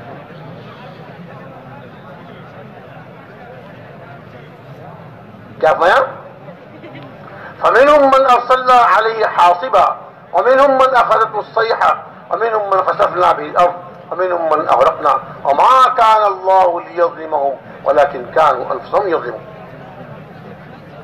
ان برے اعمال والوں میں سے بعضوں کو ہم نے تو فرشتے کی چیخ سے ہلاک کر دیا, ان کو پکڑا, فرشتے کی چیخ نے پکڑا, ہلاک ہو گئے. اور بعضوں پر آسمان سے پتھروں کی بارش ہوئی, اور بعضوں کو ہم نے زمین میں دھسا دیا, زمین پھٹی, اس کے اندر چلے گئے. اور بعضوں کو ہم نے پانی میں ڈبو کے ہلاک کر دیا. اور اس کے بعد کیا ارشاد فرمایا؟ اللہ تعالیٰ ان پہ ظلم, اللہ تعالیٰ نے ان پہ ظلم نہیں کیا, اللہ ان پہ ظلم کرنے والے نہیں تھے, لیکن انہوں نے اپنی جانوں پہ خود ظلم کیا. اپنی جانوں پر اپنے اعمال کو بگاڑ کر یہ مشین غلط چلے گی. دیکھیے, ایک موٹی سی بات سمجھ لیجئے, ایک موٹی سی بات پہ غور کر لیجئے. اگر کسی کتے کو, کتا کاٹ کھانے والا کتا, کتے کو بٹھا دیجئے وزیر صاحب کی کرسی پر, وزارت کی کرسی بٹھا دیجئے, صدر کی کرسی بٹھا دیجئے, تو صدر کی کرسی بیٹھ کر وہ کتا جو ہے اچھے کام کرے گا؟ جی, کسی خنزیر کو بٹھا دیا صدارت کرسی پر، تو یہ خنزیر صدارت کرسی بیٹھ کر یہ خنزیر کے علاوہ کو کام کرے گا؟ میرے بھائی دوست بزرگوں، اگر اعمال اچھے ہیں تو یہ جھوپڑی میں بیٹھ کے عدل کرے گا. اعمال اگر زندگی بگڑی ہوئی ہے تو صدارت کرسی بیٹھ کر کتوں والے خنزیروں والے کام کرے گا. انسان کے اپنے عمل ہیں. حضرات انبیاء علیہم السلام کی پاکیزہ زندگی اپنانے والا، ان کے پاکیزہ اعمال اختیار کرنے والا کہیں بھی ہوگا وہ عدل کرے گا، وہ انصاف کرے گا اور لوگوں کی ہمدردی خیرخواہی کے فیصلے صادر کرے گا. لوگوں کی ہمدردی اور انسانیت کے اور لوگوں کی خیرخواہی کے فیصلے صادر کرے گا. جھوپڑی میں بیٹھ کر دشمنوں کے جاسوس آیا، دشمن ایک آدمی آیا اور کہا کہ مجھے بھیجا ہے ہمارے بادشاہوں نے آپ کے بادشاہ سے ملنے کے لیے، آپ کے بادشاہ کا محل کہاں ہے، ادھر چلے جاؤ. ایک طرح اشارہ کر دیا، چل پڑا ڈھونڈ رہے محل کہاں ہے، محل کہاں ہے، محل کہاں ہے. کوئی محل نظر نہیں آ رہا، دور دور تک محل نظر نہیں آ رہا. پھر کسی نے پوچھا بھائی آپ کے بادشاہ کہاں ہیں، مجھے ہمارے بادشاہوں نے بھیجا آپ کے بادشاہ سے ملنے کے لیے، ان کا پیغام پہنچانا ہے. چلے جاؤ آگے، یہاں مل جائیں گے تم کو. اور آگے چلا، شہر کی آبادی ختم ہو رہی ہے، درخت شروع ہو رہے ہیں. پھر کسی نے پوچھا، مجھے آگے چلے جاؤ، کسی درخت کے نیچے لیٹے ہوں گے، کسی درخت کے نیچے لیٹے ہوں گے. حیران ہوا ان کا بادشاہ ایسے لاپرواہی سے کہہ رہے درخت کے نیچے لیٹے ہوں گے، کوئی ان کا پہرا نہیں ہوگا، کوئی ان کا محافظ نہیں ہوگا. لو کیا مشکل ہے، میں تو جا کے ابھی تو کام تمام کر دوں گا. آگے پہنچا، حضرت عمر رضی اللہ تعالیٰ عنہ ایک درخت کے نیچے آرام فرما رہے تھے. وہ کہاں مسہریاں اور کہاں وہ موٹے موٹے گدے اور کہاں وہ بڑے بڑے محل اور کہاں وہ محافظ، کسی چیز کی ضرورت نہیں. اللہ کی حفاظت، احفظ اللہ یحفظ، اللہ حفاظت ماننے والے، کسی محافظ کی ضرورت نہیں.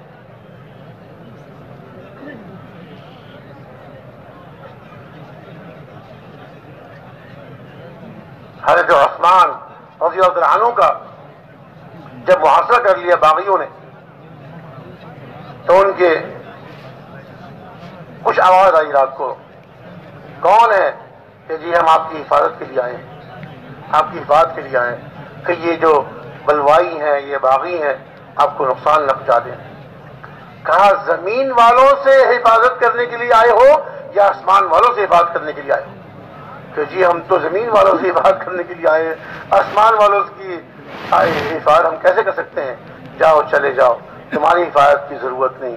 کوئی دنیا میں کوئی چیز ظاہر نہیں ہو سکتی جب تک کہ آسمانوں سے فیصلہ نہ ہو. اگر اللہ تعالیٰ کیسے میری حفاظت کا فیصلہ ہے تو تمہاری حفاظت کی ضرورت نہیں، اور اللہ تعالیٰ کی طرف سے میری شہادت کا فیصلہ ہے تو تم بچا نہیں سکتے. جاؤ جا کے اپنے گھروں سو جاؤ، اپنے گھروں میں جا کے سو جاؤ. تو میرے محترم بھائی دوست بزرگوں، فیصلے اوپر سے آتے ہیں. الیہ یصعد الکلم الطیب والعمل الصالح یرفع، والعمل الصالح یرفع. انسانوں کے نیک عمل اوپر جاتے ہیں آسمانوں سے، اور وہاں سے فیصلے آتے ہیں، وہاں سے فیصلے آتے ہیں. اپنے حالات بنانے ہیں، اپنی پریشانیاں دور کروانی ہیں، اپنے یہاں سے مصیبتیں ختم کروانی ہیں. اس کا راستہ ایک ہے، اپنی زندگی کو سدھار. اللہ کے حکم اپنے آئے نبی صلی اللہ علیہ وسلم کے طریقے اس کو اپنی زندگی میں لے آئیں اور پھر ان کو زندہ کرنے کی محنت میں لگ جائیں. اس امت کا معاملہ اجتماعی ہے، اس امت پر پوری امت کی ذمہ داری ہے، اس امت کے ہر فرد پر پوری امت کی ذمہ داری ہے. فرمایا کسی ایمان والے کے لیے، کسی مومن کے لیے یہ حلال نہیں کہ وہ رات کو کھانا کھا کر پیٹ بھر کر سو جائے اور اس کا پڑوسی بھوکا ہو. کسی مومن کے لیے، ایمان والے کے لیے حلال نہیں کہ وہ رات کو کھانا کھا کر پیٹ بھر کے سو جائے اور اس کا پڑوسی بھوکا ہو. حالانکہ دنیا کی بھوک بہت تھوڑی ہے، عارضی ہے، تھوڑے سے کھانے سے مٹ جاتی ہے. اور آخرت کی بھوک بہت سخت ہے، نہ مٹنے والی، نہ ختم ہونے والی. جب عارضی بھوک عارضی بھوک کے بارے میں ارشاد فرمایا کسی ایمان والے کے لیے حلال نہیں کہ وہ خود پیٹ بھر کے کھا کے سو جائے اور اس کا پڑوسی بھوکا ہو. تو جو پڑوسی میرا نماز نہیں پڑھ رہا، جو میرا پڑوسی اللہ کے حکموں کو پورا نہیں کر رہا، تو کیا کر رہا ہے؟ وہ اپنے لیے آخرت کی بھوک کا سامان کر رہا ہے. جو ہمیشہ ہمیشہ کی بھوک ہے، جو بھوک کبھی ختم ہونے والی نہیں، جو پیاس کبھی ختم ہونے والی نہیں. فرمایا کہ جو آدمی نماز کا اہتمام نہیں کرتا، نماز نہیں پڑھتا، تو جو 15 قسم کا عذاب ہوتا ہے فضائل نماز میں لکھا ہوا ہے، اکثر تعلیم میں ہم پڑھتے رہتے سنتے رہتے ہیں.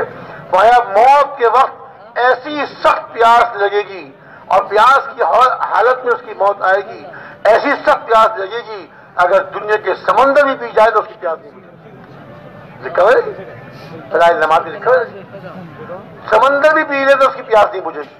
تب یہ ایمان والے کے لیے کیسے حلال ہوگا کہ یہ اپنے گھر میں نماز پڑھ کر اور اللہ کے حکموں کو پورا کر کے یہ تو اپنے گھر میں اطمینان سے سو رہا ہے اور اس کے پڑوسی نے نماز نہیں پڑھی، وہ اپنے لیے آخرت کی بھوک کا سامان کر رہا ہے. میرے بھائی دوستو بزرگوں، اس امت پر دوہری ذمہ داری ہے، اس امت پر دوہری ذمہ داری ہے. اس امت کے ہر فرد پر، جتنے ہم سب یہاں بیٹھے ہوئے ہیں، جتنے ہم سب یہاں بیٹھے ہوئے ہیں، میں بھی اور آپ سب بھی، ہم سب ذمہ دار ہیں. ہم سب میں سے ہر ایک ذمہ دار ہے اپنے پڑوسی کی، اپنے پاس رہنے والے کی، اپنے گھر کے بچوں کی، اپنی مسورات کی.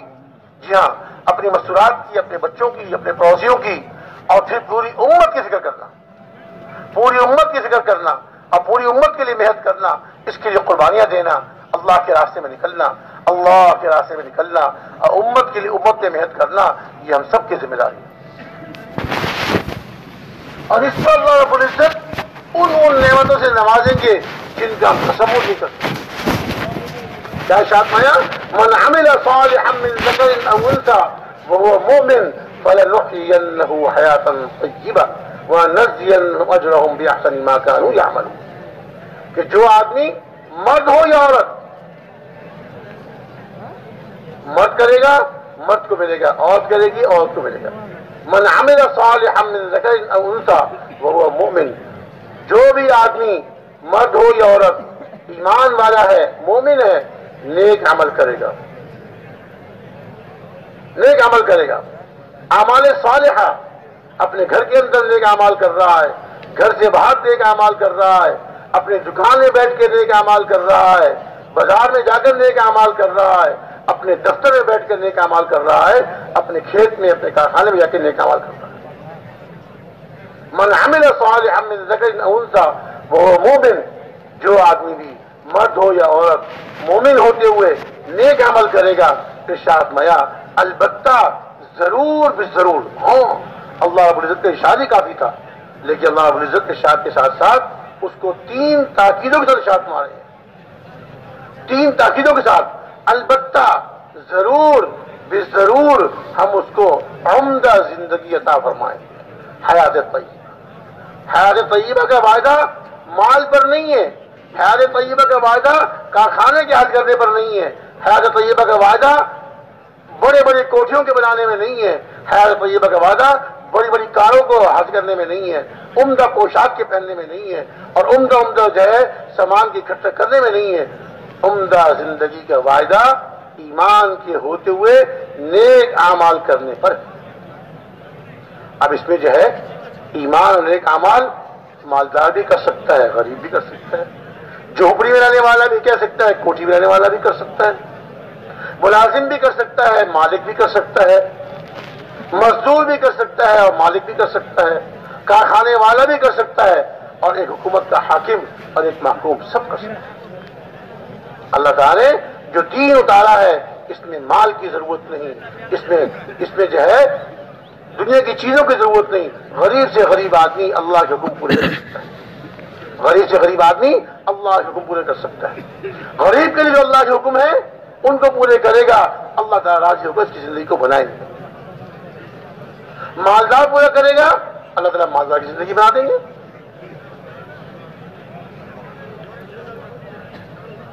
اور اگر حکومت کا عہدیدار، بڑا عہدیدار اللہ اس زندگی کو اپنا رہا ہے، اعمال اپنے بنا رہا ہے، اپنی زندگی درست کر رہا ہے، اللہ اس کو کامیاب کر دیں گے.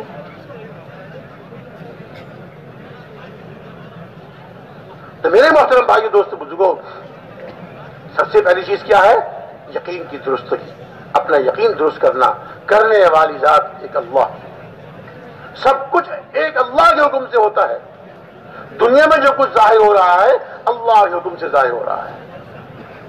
اس لیے ہم سب نے اللہ سے اپنا جوڑ بٹھانا ہے، اپنا سے اللہ تعالیٰ سے اپنا تعلق جوڑنا ہے، اللہ تعالیٰ سے اپنا تعلق جوڑنا ہے۔ من کان للہ کان اللہ لہ، جو اللہ کا ہو گیا اللہ اس کے ہو گئے، جو اللہ کا ہو گیا اللہ اس کے ہو گئے، جو اللہ کا ہو گیا اللہ اس کے، اور جس کے اللہ ہو جائے اب اسے کس بات کی فکر، اسے کس بات کا خوف اور کس بات کی پریشانی۔ مالک الملک، دو جہاں کے آقا، دو جہاں کے مالک، مالک یوم الدین، جزا اور بدلے کے دن کے مالک اللہ ہے۔ وہ جب اس کے ساتھ ہو جائیں گے اب اسے کسی چیز کی کیا پریشانی؟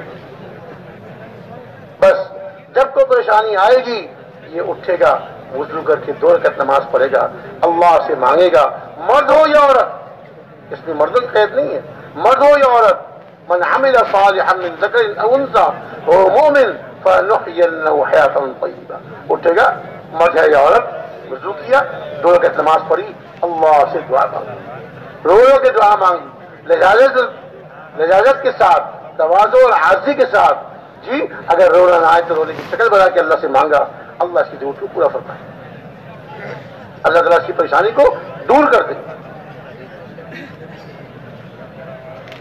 کتنا آسان راستہ ہے، کتنا آسان راستہ ہے۔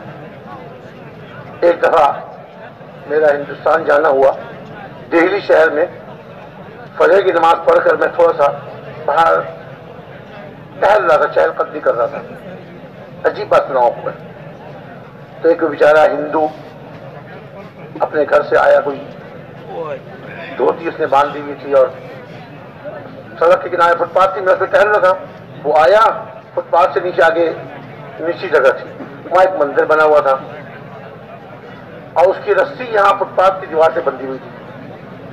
وہ آیا، اس نے وہ رسی کھولی اور رسی کھینچی تو مندر میں گھنٹی بجنے لگی، ٹن ٹن ٹن ٹن، اسے 2-3 دفعہ ہلایا، پھر انتظار کرنے لگا، پھر اس نے رسی ہلائی، 2-3 دفعہ گھنٹی بجائی، پھر انتظار کرنے لگا، 2 دفعہ 3 دفعہ سے گھنٹی بجائی تو پھر مندر میں سے گھنٹی کی آواز آئی، گھنٹی بجنے کی، پھر اس نے رسی باندھی اور اللہ معاف کرے پوجا پاٹ کی، جو پھر کرتے چارے حرکتیں وہ کی، آگے چلا گیا۔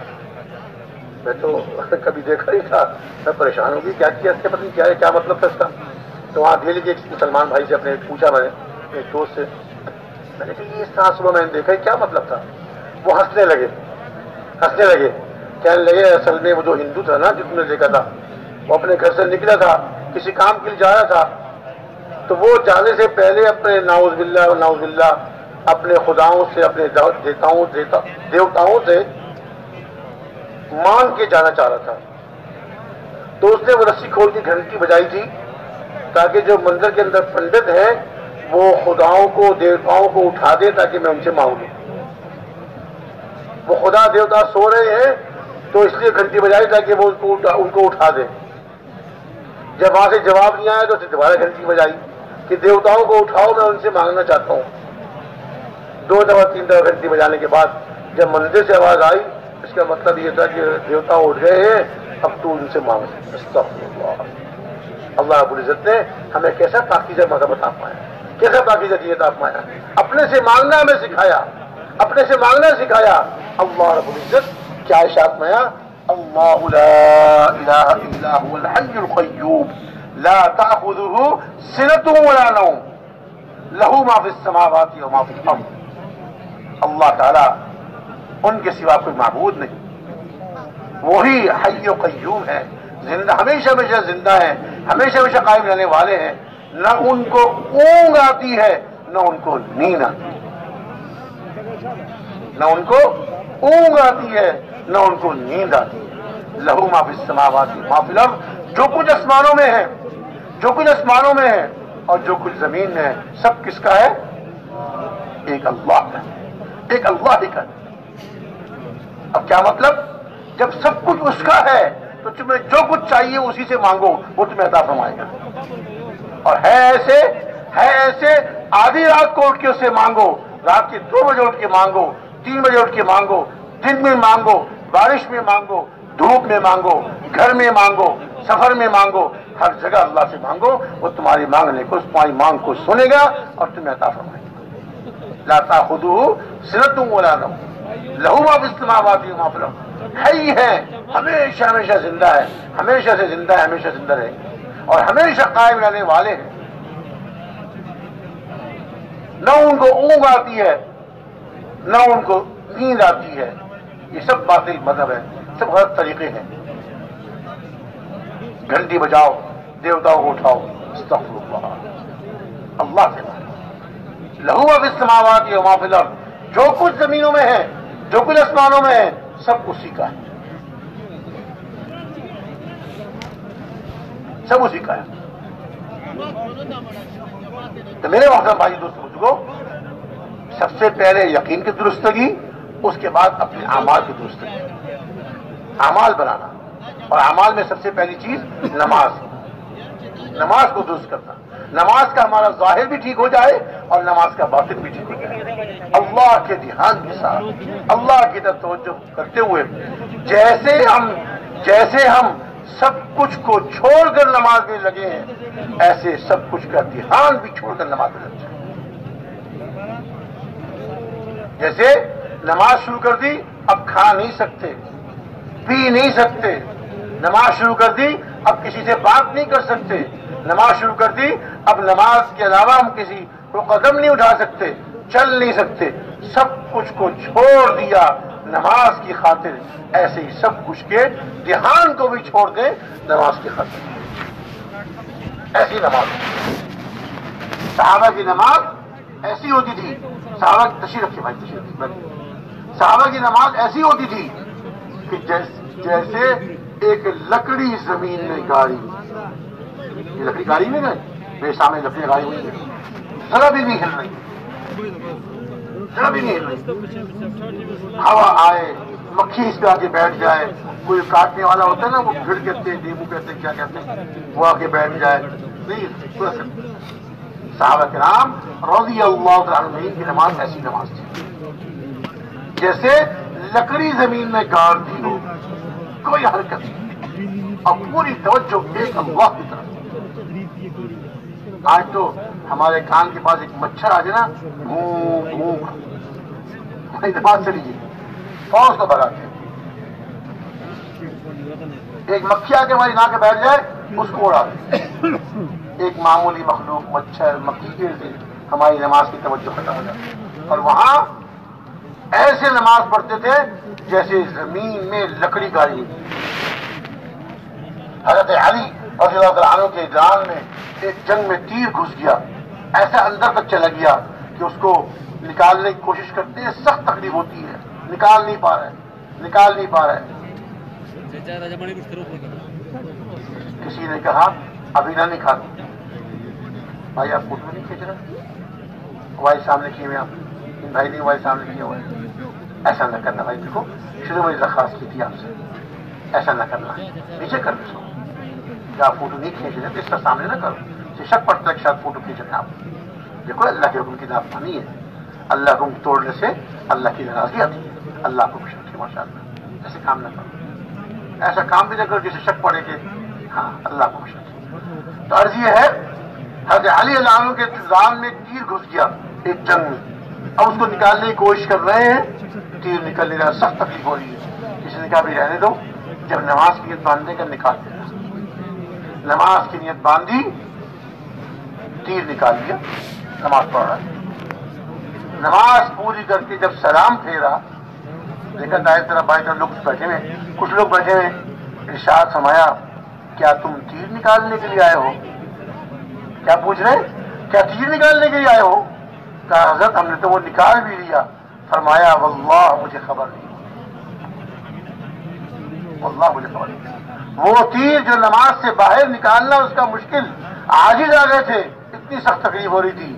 ان کی نماز ایسی تھی کہ نماز میں اپنے تن بدن کا بھی ہوش نہیں رہتا تھا۔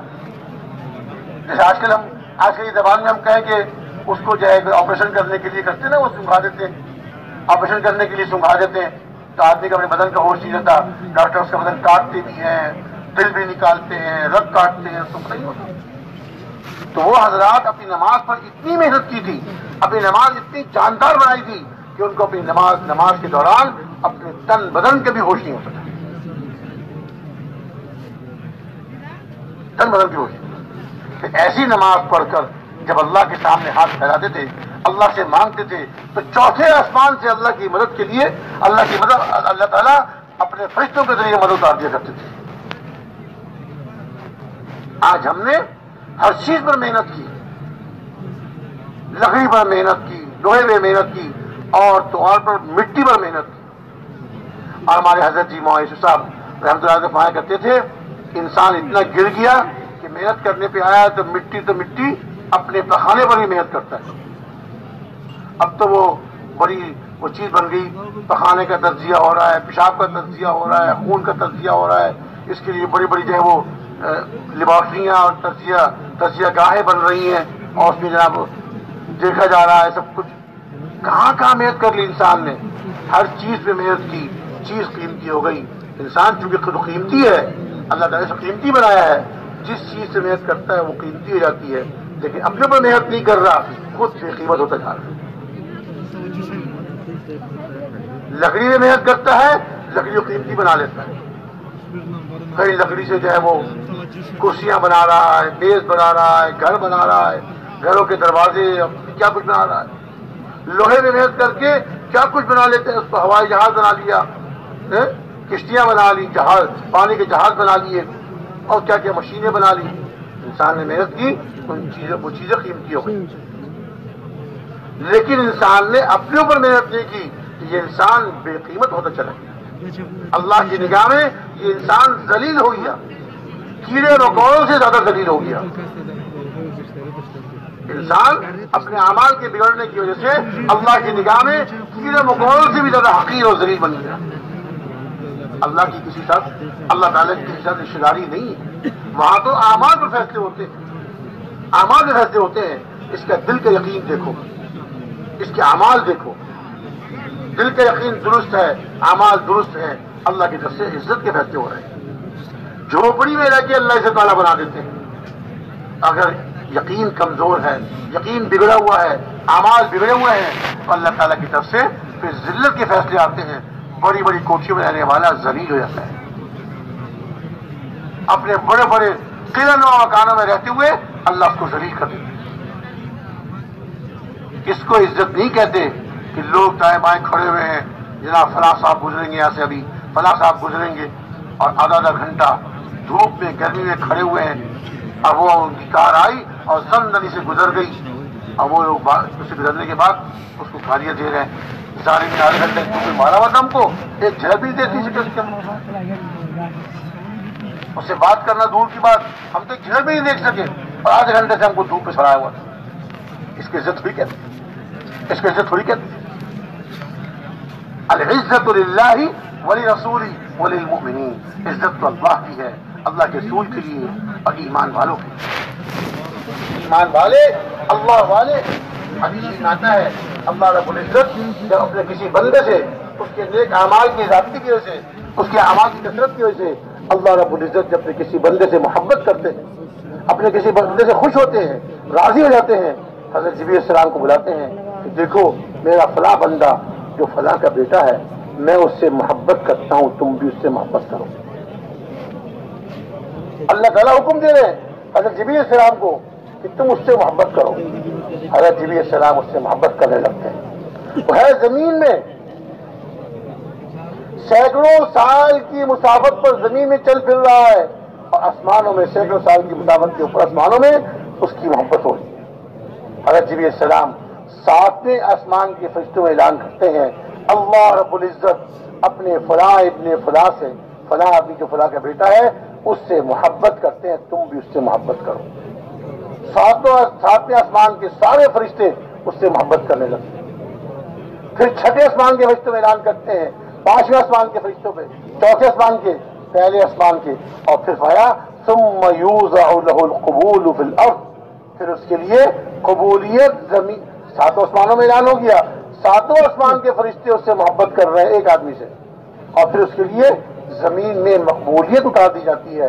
اب جہاں جاتا ہے لوگ اس کے سامنے اپنی آنکھیں بچھاتے ہیں، حضرت میری گاڑی میں تشریف رکھیں برکت ہو جائے گی، حضرت میرا کارخانہ راستے میں ہے 2 منٹ کے لیے وہاں بیٹھ جائیں برکت۔ یہ کیا ہے؟ یہ ہے عزت، العزت للہ ورسولہ والمؤمنین۔ وہ عزت نہیں ہے کہ سامنے تو کھڑے ہو گئے مؤدب ہو کر اور اس کے آگے جانے پر 2 قدم آگے بڑھنے پر اس کو گالیاں دے رہے ہیں، برا بلا کہہ رہے ہیں، یہ عزت تھوڑی ہے، یہ عزت کا دھوکہ ہے، عزت نہیں ہے، عزت کا دھوکہ ہے۔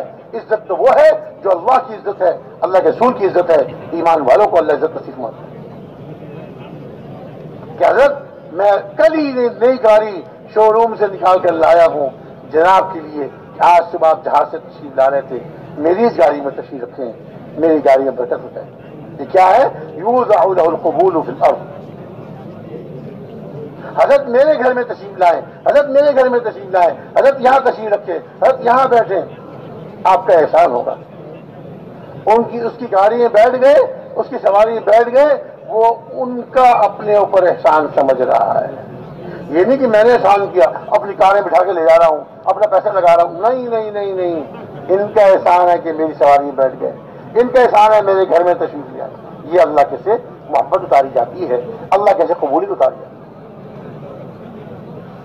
میرے محترم بھائی دوستو بزرگوں، انسان چاہتا ہے کہ میں کامیاب ہو جاؤں، اللہ رب العزت بھی اپنے بندوں کو کامیاب کرنا چاہتے ہیں، لیکن انسان کامیابی سمجھتا ہے چیزوں میں، مال دولت میں، حکومت میں، عہدوں میں، اور اللہ رب العزت اپنے کتاب کے ذریعے اپنے نبیوں کے ذریعے راستہ دکھا دیا کہ دیکھو ان چیزوں میں تمہاری کامیابی نہیں، ان چیزوں میں تمہاری کامیابی نہیں، دین پر عمل کرنے میں اور دین کو دنیا میں پھیلانے میں تمہاری کامیابی ہے اور تمہاری عزت ہے۔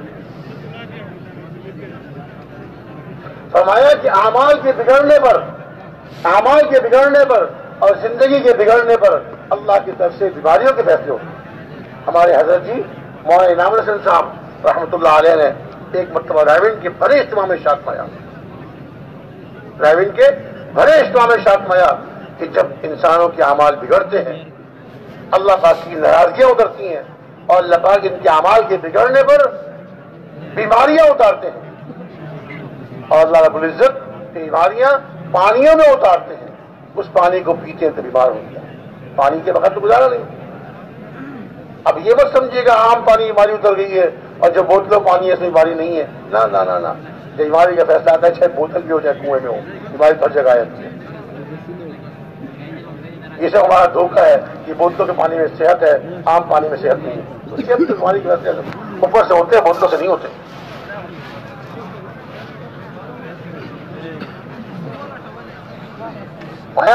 اللہ تعالیٰ بیماریوں کو پانی میں اتار دیتے ہیں، پھر جب وہ پانی پیتے ہیں تو ایسی بیماریاں کہ ڈاکٹر لوگ کہتے ہیں ایسی بیماریاں جو ہم نے کبھی زندگی میں اس کا نام پڑھا نہیں، کبھی اس کا نام سنا نہیں، اور اسے کوئی دوا ہمارے پاس نہیں۔ پانی پیے بغیر تو چارہ نہیں۔ اور مایا کہ جب اعمال بگڑتے ہیں تو اللہ رب العزت بیماریوں کو ہوا میں اتار دیتے ہیں، پھر ان ہواؤں میں سانس لیتے ہیں، ان ہواؤں میں سانس دیتے ہیں، بیماریاں اندر جاتی ہیں۔ کیا ہے؟ اللہ کو ناراض کر لیا، اعمال بگاڑ کے، اپنی زندگی بگاڑ کے، اپنے یقین کو بگاڑ کے، اعمال کو بگاڑ کے اللہ پاک کو ناراض کر لیا۔ اب ہر طرف سے مصیبت ہی مصیبتیں، پانی پیتے تو بیماری، ہوا میں سانس لیتے ہیں تو بیماری، اور چیزیں کھاتے ہیں تو بیماری۔ کیا ہے؟ ایک دفعہ میں بیٹھا ہوا تھا، کچھ ساتھی سامنے بیٹھے ہوئے تھے، ان سے بات کر رہا تھا، میں نے ان سے پوچھا کہ بھائیو یہ بتاؤ آج ڈاکٹر زیادہ ہیں یا آج سے 15-20 سال پہلے زیادہ تھے؟ آپ لوگوں سے ہی پوچھتا ہوں، بتائیے ذرا، اب زیادہ ہے 15-20 سال پہلے زیادہ تھے؟ سب کہیں گے آج زیادہ ہے۔ آج ہسپتال زیادہ ہے کہ 15-20 سال پہلے زیادہ تھے؟ دواؤں کی دکانیں اب زیادہ ہیں 15-20 سال پہلے زیادہ تھی؟ چوتھا سوال میں نے کیا کہ جب ڈاکٹر بھی زیادہ ہیں، دوائیاں بھی زیادہ ہیں، ہسپتال بھی زیادہ ہیں، اب تو کوئی بیمار نہیں رہا ہوگا نا؟ اب تو سب ٹھیک ہوئے ہوں گے، ہسپتال زیادہ، ڈاکٹر زیادہ، دوائیاں زیادہ، سب ٹھیک ہوئے ہوں گے۔ کہنے لگے نہیں جی، ہنستے ہوئے کہنے لگے جی بیمار بھی زیادہ ہو۔ بات کیا ہے؟ معذرت کے ساتھ جو ڈاکٹر حضرات ہیں ان سے معذرت کے ساتھ، ڈاکٹروں کے ہاتھ میں صحت نہیں، دوائیوں میں صحت نہیں، ہسپتالوں میں صحت نہیں ہے۔ اللہ کا حکم آئے گا تو دوا سے صحت ملے گی، اللہ کا حکم آئے گا صحت کا تو ڈاکٹر کے ذریعے اللہ صحت دیں گے، اللہ کا حکم آئے گا تو اسپتال کے ذریعے صحت ملے گی، ورنہ اسپتال ہوں، دوائی ہوں، ڈاکٹر ہوں، اعلیٰ سے اعلیٰ قیمتی سے قیمتی دوائی ہو اور بڑے بڑے ماہر ڈاکٹر ہوں، بڑی بڑی ان کی فیسیں ہوں، لیکن جب اللہ کا فیصلہ نہیں تو اس کو صحت نہیں ملے گی، صحت نہیں ملے گی۔ غزوہ خیبر کے موقع پر قلعہ فتح نہیں ہو رہا، قلعہ فتح نہیں ہو رہا، حضور اقدس صلی اللہ علیہ وسلم نے فرمایا کل ایسے شخص کو جھنڈا دوں گا، کل ایسے شخص کو جھنڈا دوں گا کہ جس سے اللہ کے رسول محبت کرتے ہیں۔ ایک تو یہ نا میں اللہ سے محبت کرتا ہوں، میں اللہ کے رسول سے محبت کرتا ہوں، اور ایک کیا ہے اللہ اس سے محبت کرتے ہیں، اللہ کے رسول سے محبت کرتے ہیں۔ ایسے شخص کو جھنڈا دوں گا جس سے اللہ محبت کرتے ہیں، اللہ کے رسول محبت کرتے ہیں، اور اس کے ہاتھ پر اللہ اس قلعے کو فتح کرائیں گے، اللہ فتح کروائیں گے اس کے ہاتھ پر۔ اب صبح ہوئی، صحابہ سب جمع ہو گئے، ہر ایک کوئی تمنا کہ مجھے جھنڈا مل جائے، اتنی بڑی خوشخبری، اتنا بڑا انعام، اتنی بڑی فضیلت مجھ کو مل جائے، اللہ اور اللہ کے رسول سے محبت کرتے ہیں۔ حضور اقدس صلی اللہ علیہ وسلم باہر تشریف لائے، نگاہ دوڑائی صحابہ پہ، صحابہ جمع ہیں، تھوڑا اوپر اٹھ رہے ہیں، شاید مجھ پہ نگاہ پڑ جائے، مجھے جھنڈا مل جائے۔ سب پہ نگاہ ڈال کے فرمایا کہ علی کہاں ہے، علی کہاں ہے رضی اللہ عنہ۔ عرض کیا کہ رسول اللہ ان کی آنکھیں دکھنی آ رہی ہیں، ان کی آنکھیں دکھنی آ رہی ہیں، اس لیے وہ یہاں حاضر نہیں ہو سکے، فرمایا ان کو لے کر آؤ۔ صحابی گئے، جا کے لے آئے، ان کی آنکھیں دکھنی آ رہی تھیں۔ حضور اقدس صلی اللہ علیہ وسلم نے اپنا لعاب مبارک نکالا، ان کی آنکھوں میں لگایا، اسی وقت ان کی آنکھیں ایسی اچھی ہو گئیں جیسے اس میں کوئی تکلیف تھی ہی نہیں۔ یہ کہاں سے آئی صحت؟ اللہ کے حکم سے آئی۔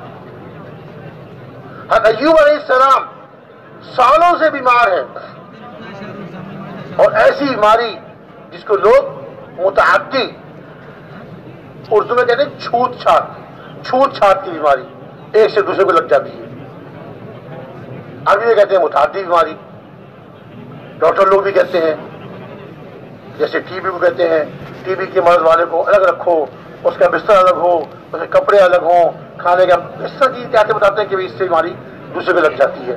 حالانکہ ہمارے پیارے نبی صلی اللہ علیہ وسلم نے ارشاد فرمایا لا عدوى ولا طیرہ، کوئی چھوت چھات نہیں ہے، کوئی بدفعلی نہیں ہے۔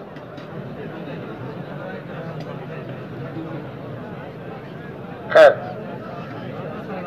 اس زمانے میں بھی لوگ سمجھتے تھے کہ جو ان کو بیماری لگ گئی ہے یہ متعدی بیماری ہے، اگر یہ آبادی میں رہیں گے، ہمارے درمیان میں رہیں گے، نہ معلوم ان کے ذریعے سے ان کی وجہ سے کتنوں کو بیماری لگ جائے۔ شہر سے نکال دی، جنگل میں لے جا کے ڈال دی، کوئی ان کے پاس نہیں، صرف ان کی اپنی بیوی، وہ ان کے پاس جنگل میں تھلے تنہا، اور یہ بیمار پڑے ہوئے ہیں، سخت تکلیف، سالوں کی بیماری۔ ان کی اہلیہ بہت نیک عورت، با وفا عورت، اپنے شوہر کے، بیمار شوہر کے کھانے کا انتظام کرنے کے لیے شہر تشریف لے جاتی تھی، وہاں جا کر گھروں میں کام کاج کرتی تھی، اور جو کچھ تھوڑا بہت ملتا تھا اس سے اپنے شوہر اپنے لیے کھانے کا انتظام کر کے جنگل میں آتی تھی، روزانہ جاتی تھی۔ ایک مرتبہ کہیں کام نہیں ملا، گھروں پھرتی نہیں، کہیں کام نہیں ملا، اب بہت پریشان ہو گئی، یا اللہ میرے بیمار شوہر بھوکے، اپنی بھی فکر تھی، اپنے زیادہ اپنے شوہر کی فکر تھی، اللہ کے نبی ہیں، بیمار ہیں، آبادی سے باہر جنگل میں پڑے ہوئے ہیں، میں کیا کھلاؤں گی ان کو جا کر۔ ایک گھر والی نے کہا کہ تمہارے بال بہت خوبصورت ہے، اگر تم اپنے سر کے آدھے بال دے دو گی تو میں تمہیں اتنے کھانے کی چیز دے دوں گی۔ اب اتنی مجبور ہو گئی تھی، اچھا لے لو، آدھے بال کٹوا کے اس کو دے دی، سر ڈھک کے لپیٹ کے کھانا لے کے اپنے شوہر کے پاس چلی گئی، کھانا کھلایا، وہاں رہی۔ اللہ کی شان اگلے دن آئی تو پھر کوئی کام نہیں ملا، گھروں پھرتی رہ گئی، کام کاج نہیں ملا، اب پھر پریشان کہ اپنے بیمار شوہر کے لیے کیا لے کے جاؤں، کیا کھانے کی چیز لے کے جاؤں، میرے پاس تو کچھ بھی نہیں ہے، بہت پریشان چل رہی تھی۔ پھر اسی گھر کی عورت نے کہا کہ تم اپنے سر کے باقی آدھے بال بھی دے دو گی تو میں تمہیں کھانے پینے کی چیز دے دوں، چاہے وہی لے لو۔ باقی آدھے بال بھی کٹوا لیے، اب گنجی ہو گئی عورت ہوتے ہوئے۔ عورت کی تو سر کے بال عورت کی زینت ہے، ایک فرشتے کی یہ تسبیح ہے، پاک ہے وہ ذات جس نے مردوں کو داڑھی کی زینت سے نوازا، عورتوں کے سر کے بالوں کی زینت سے نوازا۔ مردوں کے لیے داڑھی جو ہے یہ زینت ہے، اللہ نے بنائی ہے، عورتوں کے لیے سر کے بال زینت بنائے۔ اب باطل والوں نے کیا گھسا دیا ہمارے اندر، عورتوں کے بال چھوٹے کروا دیے اور مردوں کے بال ختم کروا دیے۔ جو مردوں کی زینت اس کو بھی ختم کروایا، جو عورتوں کی زینت اس کو بھی ختم کروانے کی کوشش کی۔ اب یہ سر لپیٹ لپاٹ کے کسی طرح پہنچی کھانا لے کر، حضرت ایوب علیہ السلام کی نگاہ پڑ گئی، ہیں تمہارے بال کہاں چلے گئے؟ انہوں نے عرض کر دی ساری بات عرض کر دی، کھانے کچھ نہیں ملا، کوئی مزدوری نہیں مل سکی، کہیں کام کاج نہیں مل سکا۔ اس طرح ایک عورت نے کہا کہ آدھے بال دے دیے، آپ کی فکر تھی آپ بھوکے ہیں بیمار ہیں۔ دوسرے دن بھی اسی طرح ہوا، باقی آدھے بال دے دیے۔ اب ان کو غصہ آیا کہ تم نے اپنے بال بیچ دیے،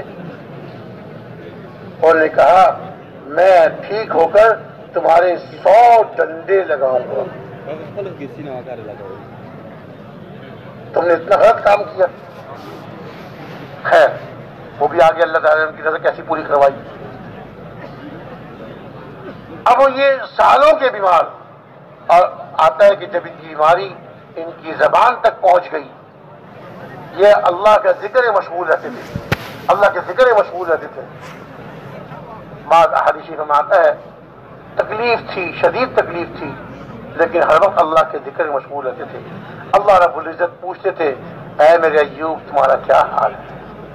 اللہ کے اس پوچھنے میں اتنی لذت تھی، اپنی بیماری کی تکلیف کو بھول جاتے تھے۔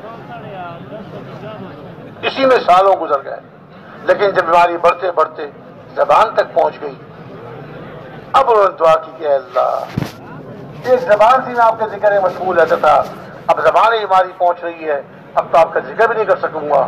رب انی مسنی الضر وانت ارحم الراحمین، اللہ سے دعا مانگی۔ اللہ تعالیٰ نے حکم دیا اذکر برجلک ھذا مختصر بارد وشراب، اپنا پاؤں زمین پہ ماریے، زمین پاؤں ماریے، وہاں سے اللہ تعالیٰ نے صحت بخش پانی کا چشمہ نکال دیا، اس میں غسل کیجیے۔ سالوں کی بیماری اور ایسی متعدی، جس کو لوگ متعدی بیماری سمجھتے تھے، اپنے پاس نہیں رکھ سکتے تھے، شہر سے نکال کر آبادی سے نکال کر جنگل میں جا کے ڈال دیا تھا، اب وہ بیماری اتنی بڑھ چکی تھی کہ زبان تک پہنچنے لگی تھی، اور اللہ نے حکم دیا یہ جو پانی کا چشمہ نکلا ہے اس میں غسل کیجیے۔ اللہ کے حکم سے جب اس چشمے میں غسل کیا، اللہ نے نہ صرف بیماری دور کر دی بلکہ خوبصورت جسم بنا دیا ان کا، خوبصورت کھال، خوبصورت جسم، اور نوجوان ہو کر پاس بیٹھ گئے۔ دیکھیے بیماری بھی اللہ کے حکم سے آتی ہے اور صحت تندرستی بھی اللہ کے حکم سے آتی ہے۔ اللہ کا حکم ہوگا تو دوا سے صحت ملے گی، اللہ کا حکم ہوگا تو چٹکی خاک سے اللہ شفا نصیب فرما دے گا، اور اللہ کا حکم نہیں ہوگا، اللہ کا ارادہ نہیں ہوگا، بڑے بڑے علاج کر لیے، بڑے بڑے اسپتالوں میں چلے گئے، بڑے بڑے ڈاکٹروں کو دکھا دیا، لیکن صحت نہیں مل رہی۔ ڈاکٹر جتنا علاج کرتے جا رہے ہیں اتنی بیماری بڑھتی جا رہی ہے، جتنے علاج کرتے جا رہے ہیں اتنی بیماری بڑھتی جا رہی ہے۔ اہلیہ تشریف لاتی ہیں اپنے بیمار شوہر کے لیے، اللہ کے نبی کے لیے کھانے کا انتظام کر کے آتی ہیں، دیکھتی کیا ہے بیمار شوہر تو وہاں ہے نہیں، ایک نوجوان خوبصورت بیٹھے ہوئے، دیکھ کے ڈر گئی اور روتے ہوئے کہا ارے بھائی تم نے یہاں، میرے یہاں ایک شوہر تھے بیمار تھے، پتہ نہیں کہاں چلے گئے، کہیں جنگل کے جانور آ کے تو ان کو لے کے نہیں چلا گیا، جنگل کے جانور چیر پھاڑ نہیں دیا، آپ نے دیکھا میرے بیمار شوہر کو؟ وہ ہنسے مسکرائے، اللہ کی بندی مجھے غور سے دیکھ، میں ہی تیرا شوہر ہوں، اللہ نے مجھے صحت نصیب فرمائی۔ اب جو غور سے دیکھا تو پہچان لیا یہ تو میرے شوہر ایوب علیہ السلام ہے۔ وہ بتایا کہ اللہ تعالیٰ نے مجھے، جب میں اللہ تعالیٰ سے دعا کی، اللہ نے جب حکم ملا کہ زمین کے پاؤں ماریے، چشمہ نکلا، مجھے حکم اس چشمے میں غسل کیجیے، میں نے غسل کیا، نہ صرف یہ کہ اللہ تعالیٰ نے بیماریوں کو دور کر دیا، اللہ تعالیٰ نے خوبصورت کھال، خوبصورت جسم عطا فرما دیا۔ پھر اس بیماری کے دوران ان کا سارا مال، مالدار تھے، اولاد والے تھے، سارا مال ختم ہو گیا، اولاد ختم ہو گئی، ساری اولاد مر گئی۔ اللہ تعالیٰ نے پوچھا، اے ایوب کیا چاہتے ہیں، کیا چاہتے ہیں جو آپ کی اولاد مر گئی ہے اس کو دوبارہ زندہ کر دیں یا نئی اولاد دے دیں؟ پایا کہ نئی اولاد دے دے، وہ تو ذخیرہ آخرت بن گئی، نئی اولاد دے دے۔ پھر اللہ تعالیٰ نے ان کو مال بھی دیا، اولاد بھی عطا فرما دی، دوبارہ مالدار ہو گئے، دوبارہ بچوں والے ہو گئے۔ اب ایک دفعہ آسمان سے اللہ تعالیٰ نے سونے کی ٹٹیوں کی بارش برسائی۔ اللہ حسیس و قادر ہے، اللہ تعالیٰ نے آسمان سے سونے کی ٹٹیوں کی بارش فرمائی۔ حضرت ایوب السلام اس کو جمع کرنے لگے۔ اللہ تعالیٰ نے پوچھا، ایوب ہم نے تم کو اتنا مال دے دیا، جتنا تمہارا مال پہلے تھا اس سے دگنا تم کو دے دیا، اب یہ کیوں کر رہے ہو؟ یا اللہ میں آپ کی طرف سے ہر خیر کا محتاج ہوں، میں آپ کی ہر خیر کا محتاج ہوں۔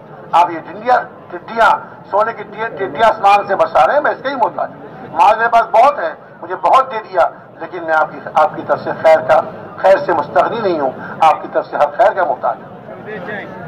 عرض ہی کر رہا تھا کہ دیکھیے ہمارا تعلق اللہ سے ایسا جڑ جائے، اعمال کر کر کے ہم اللہ سے لینے والے بن جائیں۔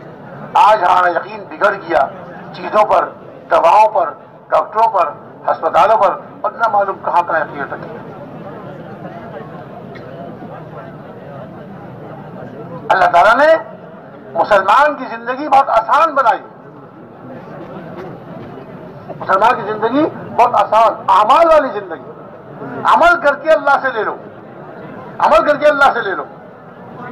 2 رکعت نماز پڑھی، صحابہ کرام رضی اللہ عنہم اجمعین کے بے شمار واقعات عمل کر کے اللہ سے لیتے تھے۔ حضرت عبداللہ بن جعفر، حضرت جعفر عنہ کے صاحبزادے، حضرت جعفر حضور کے چچا بھائی، حضرت علی کے سگے بھائی، حضور کے چچا بھائی، شہید ہو گئے غزوہ موتہ میں۔ اور حضرت زبیر بھی شہید ہو گئے تھے، ان کے صاحبزادے حضرت عبداللہ بن زبیر رضی اللہ عنہما تشریف لائے عبداللہ بن جعفر کے پاس اور کہا کہ آپ کے والد کے اوپر میرے والد صاحب کا اتنا قرضہ ہے۔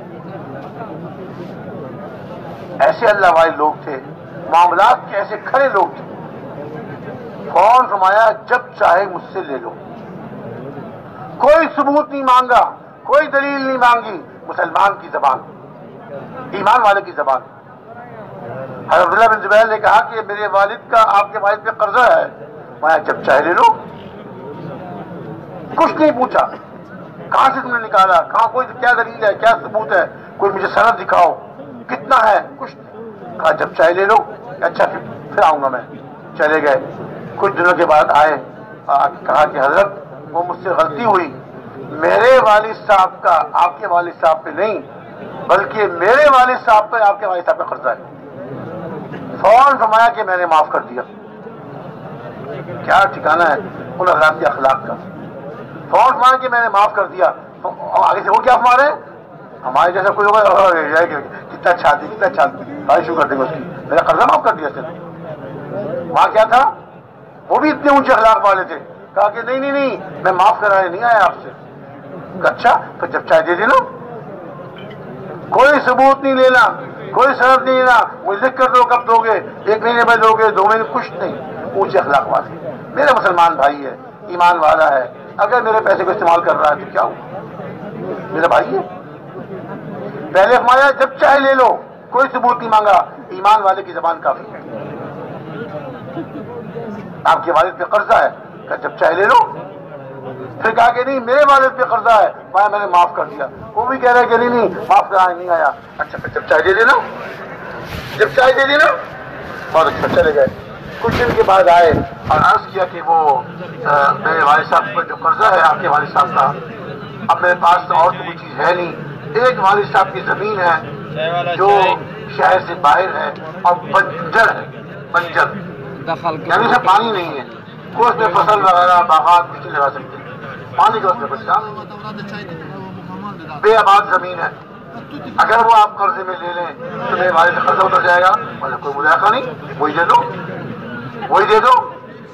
اپنے والد کے قرضے میں بے آباد زمین لے رہے جس میں کچھ نہیں ہو سکتا، شہر سے باہر، جو شہر کے اندر بھی ہوتی تو چلو اس میں باغ نہیں لگ سکتی، فصل نہیں ہو سکتی، مکان تو بن سکتے ہیں، زمین بیچ تو سکتے ہیں، باہر جنگل کی زمین کون خریدے گا؟ اور بے آباد زمین، تو وہاں کیا تھا؟ کچھ نہیں، ان کا یقین اللہ پر تھا، اللہ سے لینے والے، اللہ سے مانگنے والے، وہاں کوئی مذاکرہ نہیں، وہی دے دو۔ وہ انہوں نے زمین دے دی کہ میرے والد صاحب کے قرضے میں وہ زمین دے دی، اپنے غلام کو ساتھ کیا۔ اور عبداللہ بن جعفر رضی اللہ تعالیٰ عنہ نے اب اس زمین میں تشریف لے گئے، اب وہاں جا کر مصلی بچھایا، وضو کیا، مصلی بچھایا، 2 رکعت نماز پڑھی اور دیر تک دعا مانگتے رہے۔ کس سے مانگتے رہے؟ اللہ سے، جس کے ہاتھ میں سب کچھ ہے، جس کے قبضہ قدرت میں سب کچھ ہے۔ بنجر زمین کا آباد کرنا اسی کے حکم سے ہوتا ہے۔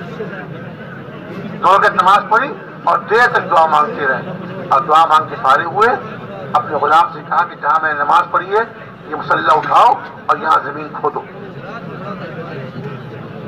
مصلی اٹھاؤ اور زمین کھودو۔ مصلی اٹھایا، زمین کھودی، زمین کے اندر سے ابلتا ہوئے پانی کا چشمہ نکل آیا۔ صحابہ ایسے تھے، اللہ رب العزت ان کی دعا پر ایسے دینے والے، بنجر زمین میں۔ میں نے سنا یہاں پر بھی عام طور سے جو ہے وہ بارانی زمینیں ہیں، بارانی زمینیں ہیں، اللہ تعالیٰ بارش کے ذریعے سے فصلیں اگاتے ہیں یہاں پر۔ اگر ہمارا اللہ سے تعلق جڑ جائے پھر کو پریشانی نہیں۔ یا اللہ آپ نظر تو نہیں آتے، ہمیں کیسے پتہ لگے گا کہ اپنے بندوں سے آپ راضی ہیں یا ناراض ہیں؟ فرمایا کہ جب فصلوں میں، باغات میں بارش کی ضرورت ہو اور لوگ مانگ رہے ہیں، دعائیں کر رہے ہیں اور بارش نہیں ہو رہی، فصلوں میں، باغات میں بارش کی ضرورت ہے اور لوگ مانگ رہے ہیں اور بڑے امید میں ہیں، انتظار میں ہیں اور بارش نہیں ہو رہی یہ، اور جب فصلیں پک کے تیار ہو گئیں اور لوگ کہتے ہیں یا اللہ تو دھوپ نکال دے، اب بارش نہ بھیجیو، اب پانی نہ بھیجیو، اس وقت بارش ہو۔ جب بارش کی ضرورت ہے اس وقت بارش نہیں ہو رہی، اور جب بارش کی ضرورت نہیں اس وقت بارش ہو، یہ میری اپنے بندوں سے ناراضگی کی نشانی ہے۔ اور جب فصلوں میں، باغات میں اور جہاں پر پانی سے گزارا ہوتا ہے وہاں پانی کی ضرورت ہے اور اس وقت خوب بارش ہو، اور جب فصلیں پک جائے اور بارش کی ضرورت نہ ہو اس وقت بارش نہ ہو، یہ میری رضامندی اپنے بندوں سے رضا کی نشانی ہے۔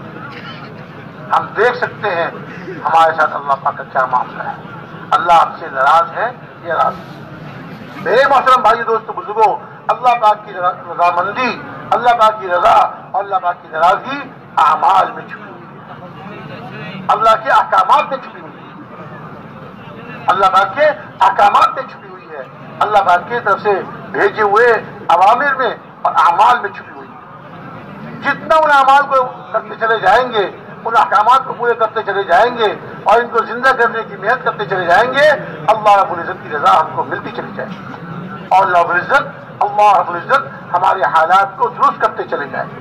اور اگر ہم نے اللہ کے حکموں کو توڑا، اللہ کے حکموں کو توڑا، پیارے نبی صلی اللہ علیہ وسلم کے طریقوں کو چھوڑا، تو پھر اللہ پاک کی ناراضگی اترے گی، پھر مصیبتوں کے فیصلے ہوں گے، پریشانیوں کے فیصلے ہوں گے، گھر گھر لڑائیاں، بیٹی ماں سے ناراض، بیٹا باپ سے روٹھا ہوا ہے۔ ابھی چند مہینے پہلے یہاں بلوچستان میں اجتماع ہوا، وہاں جانا ہوا تو اللہ پاک کی توفیق سے، تو وہاں بتایا لوگوں نے یہاں کے سردار ہیں، دنیا کی چیزوں کی کوئی کمی نہیں، پیسے کی کمی نہیں، لیکن بھانجے نے اپنے سگے ماموں کو قتل کر دیا، اس کی وجہ سے پورے خاندان میں تشویش۔ اب بتائیے، حالات بگڑتے ہیں اعمال کے بگڑنے سے، حالات بنتے ہیں اعمال کے بننے سے۔ آج ہم نے اپنے اعمال بگاڑ دیے، اللہ پاک کی طرف سے حالات کے بگاڑ کے فیصلے ہو گئے۔ چیزیں مہنگی ہوتی ہیں اور چیزیں ہوتے ہوئے ان میں سے برکت نکل جاتی ہے، لوگ چیزوں کے محتاج ہو جاتے ہیں. چیزیں ہیں، چیزوں کی کمی نہیں، لیکن لوگوں کو نہیں مل رہی، لوگ پریشان ہو رہے ہیں، پریشان ہو رہے ہیں. کیا ہے؟ یہ اللہ کی طرف سے عذاب کی شکل ہے. چیزوں کے ہوتے ہوئے لوگ چیزوں کے محتاج ہیں،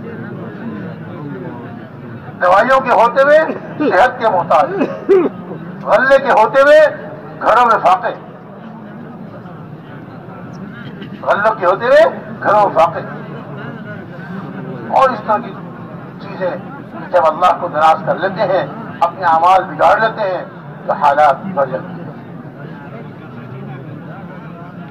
فاقے ہمیشہ چیزوں کی کمی سے نہیں آتے، بلکہ اللہ کی طرف سے عذاب کی شکل میں آتے ہیں. کبھی چیزوں کی کمی سے اور کبھی برکت کے اٹھ جاتے ہیں، برکت کے اٹھ جاتے ہیں.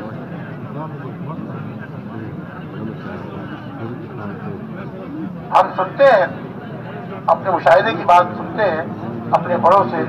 ہمارے جو بڑے تھے، والدین گزرے تھے، وہ سنایا کرتے تھے کہ ہمارے زمانے میں گھر کا ایک فرد کماتا تھا، گھر کا ایک فرد، اور گھر میں 3-4 افراد ہیں، سب سکون سے آرام سے کھا رہے ہیں، سب کو پورا ہو رہا ہے.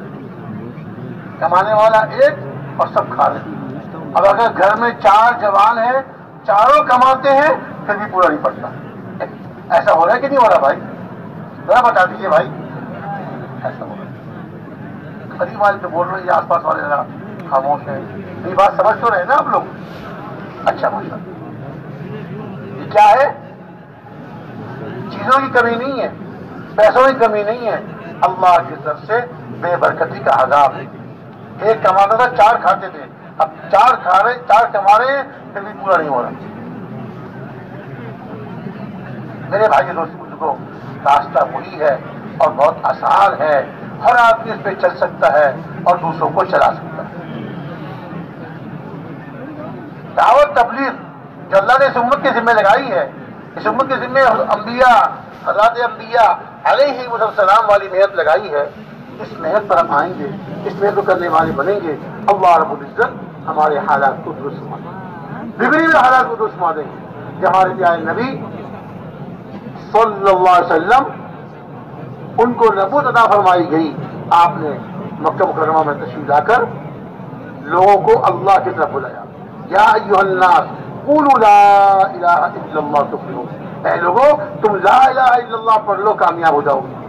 ایک اللہ کو مان لو، ایک اللہ کو مان لو، اور اس کے علاوہ جو تم نے 360 پتر اللہ کے گھر میں رکھے ہوئے ہیں، ان سب سے یقین ہٹا لو.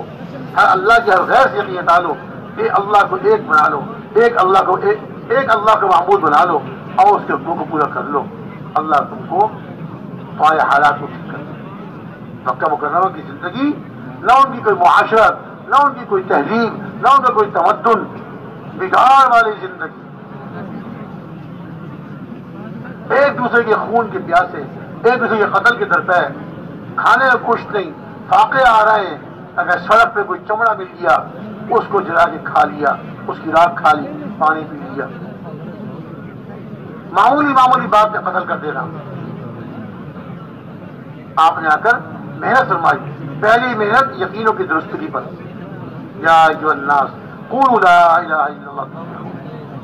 دوسری محنت اعمال پر. اپنے اعمال بناؤ، اپنی زندگی بناؤ.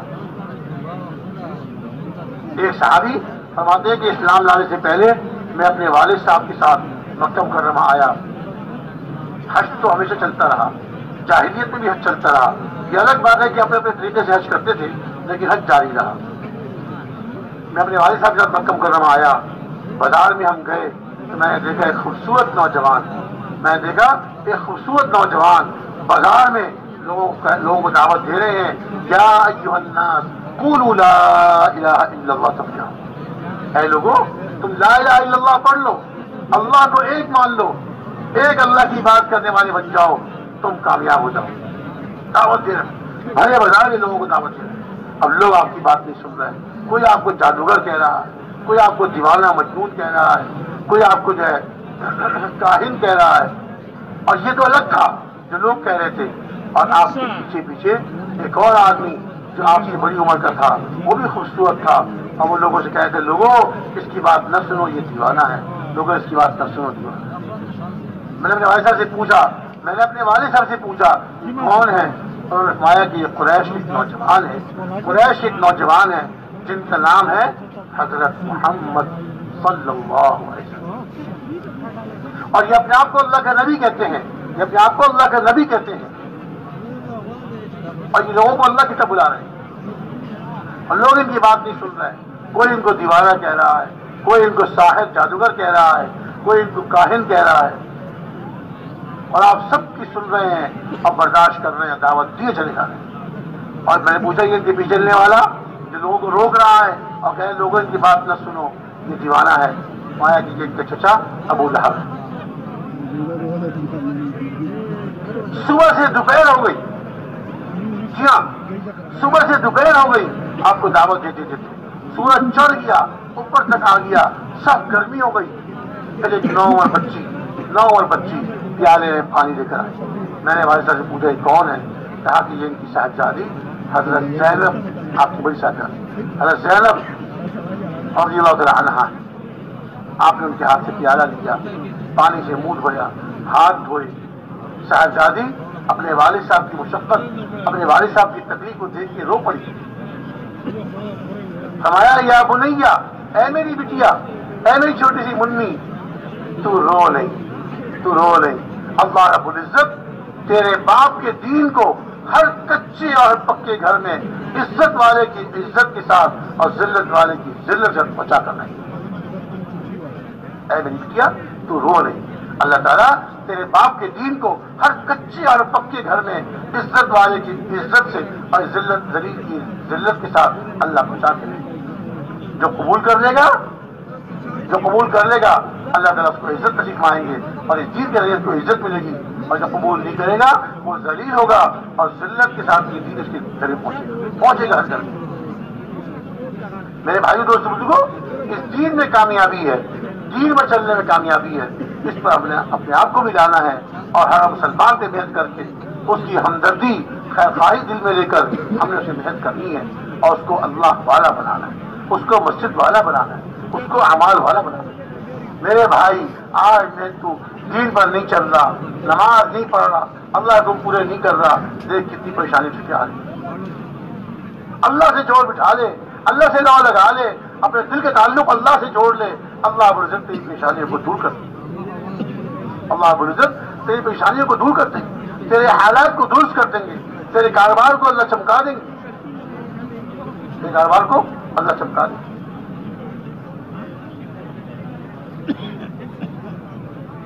میرے بھائی دوستوں بزرگوں، دین بہت آسان ہے، ہر آدمی پہ چل سکتا ہے، مالدار بھی، غریب بھی، اور تو اور بیمار بھی دین پر چل سکتا ہے۔ بیماری کے ہوتے ہوئے جو اللہ کے احکامات اس کا متوجہ ہو رہے ہیں ان کو پورا کرے گا، دین پر چل رہا۔ عورت اپنے گھر میں رہتے ہوئے اللہ کے دین پر چل سکتی ہے، اللہ کو راضی کر سکتی ہے۔ کسان اپنے زمین پر محنت کرتے ہوئے اللہ کو راضی کر سکتا ہے، کارخانے والا اپنے کارخانے کی محنت کرتے ہوئے اللہ کو راضی کر سکتا ہے، یہ غریب آدمی محنت مزدوری کرتے ہوئے اللہ کو راضی کر سکتا ہے۔ دین بہت آسان ہے، مشکل نہیں، اور دین عین فطرت کے مطابق ہے، دین پر چلنا بہت آسان ہے، دین پہ عمل کرنا بہت آسان ہے۔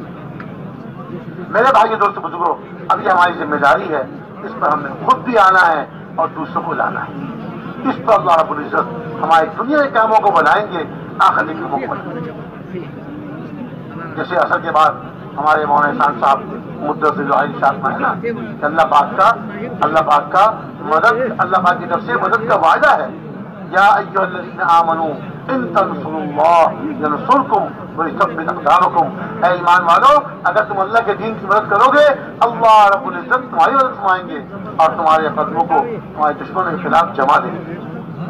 اب آیا دوسری آیت پڑھی نے وَلَيَنصُرَنَّ اللَّهُ مَن يَنصُرُهُ، البتہ ضرور ضرور اللہ رب العزت اس کی مدد فرماتے ہیں جو اللہ کے دین کی مدد کرتا ہے۔ تین تاکیدوں کے ساتھ ارشاد فرمایا، البتہ ضرور اللہ تعالیٰ مدد فرماتے ہیں اس آدمی کی جو اللہ کے دین کی مدد کرتا ہے۔ اللہ کی مدد لینی ہو، اللہ سے حفاظت لینی ہو، اللہ سے اپنے حالات بنوانے ہوں، اپنے حالات درست کروانے ہوں، اپنی زندگی ٹھیک کروانی ہو، بس اللہ کے دین کی مدد کرے، اللہ کے دین پر چلے اور دین کو دنیا میں زندہ کرنے کی محنت کرنے والے بنے۔ دیکھیے تو صحیح، ایک روپیہ اپنی جان پہ خرچ کرتا ہے، ایک روپیہ اپنی جان پہ خرچ کرتا ہے، اپنے کھانے پینے پر، اپنے کرائے پر، اپنے سفر کی ضروریات پر۔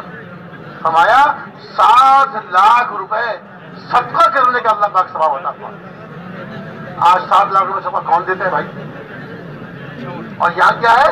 اللہ پاک کے راستے میں نکل کر اپنی ضرورت پہ خرچ کر رہا ہے، اپنے کھانے پینے پر، اپنے کرائے پر، اپنے سفر کی ضروریات پر۔ 1 روپیہ خرچ کرنے پر 7 لاکھ۔ اللہ کے راستے میں نکل کر ایک رکعت نماز کی پڑھتا ہے، اللہ تعالیٰ 7 لاکھ رکعتیں، اس سے زیادہ 49 کروڑ تک اللہ رکعتیں پڑھنے کے ساتھ عطا فرماتا ہے۔ مال خرچ کرنا 7 لاکھ تک ثواب، اور بدنی عبادت نماز پڑھ رہا ہے، اللہ کا ذکر کر رہا ہے، اللہ کی عبادت کر 49 کروڑ تک اللہ بچا رہا ہے۔ مایا اللہ کے راستے میں تھوڑی دیر کا تمہارا کھڑا ہونا، جی تمہارا اللہ کے راستے میں تھوڑی دیر کا کھڑا ہونا، حجر اسود کے سامنے، بیت اللہ میں حجر اسود کے سامنے کھڑے ہو کے عبادت کرنے سے افضل ہے۔ اونچا راستہ ہے، اونچا راستہ ہے، اللہ سے لینے کا راستہ ہے، اللہ پاک کو راضی کرنے کا راستہ ہے، حالات کے بنانے کا راستہ ہے۔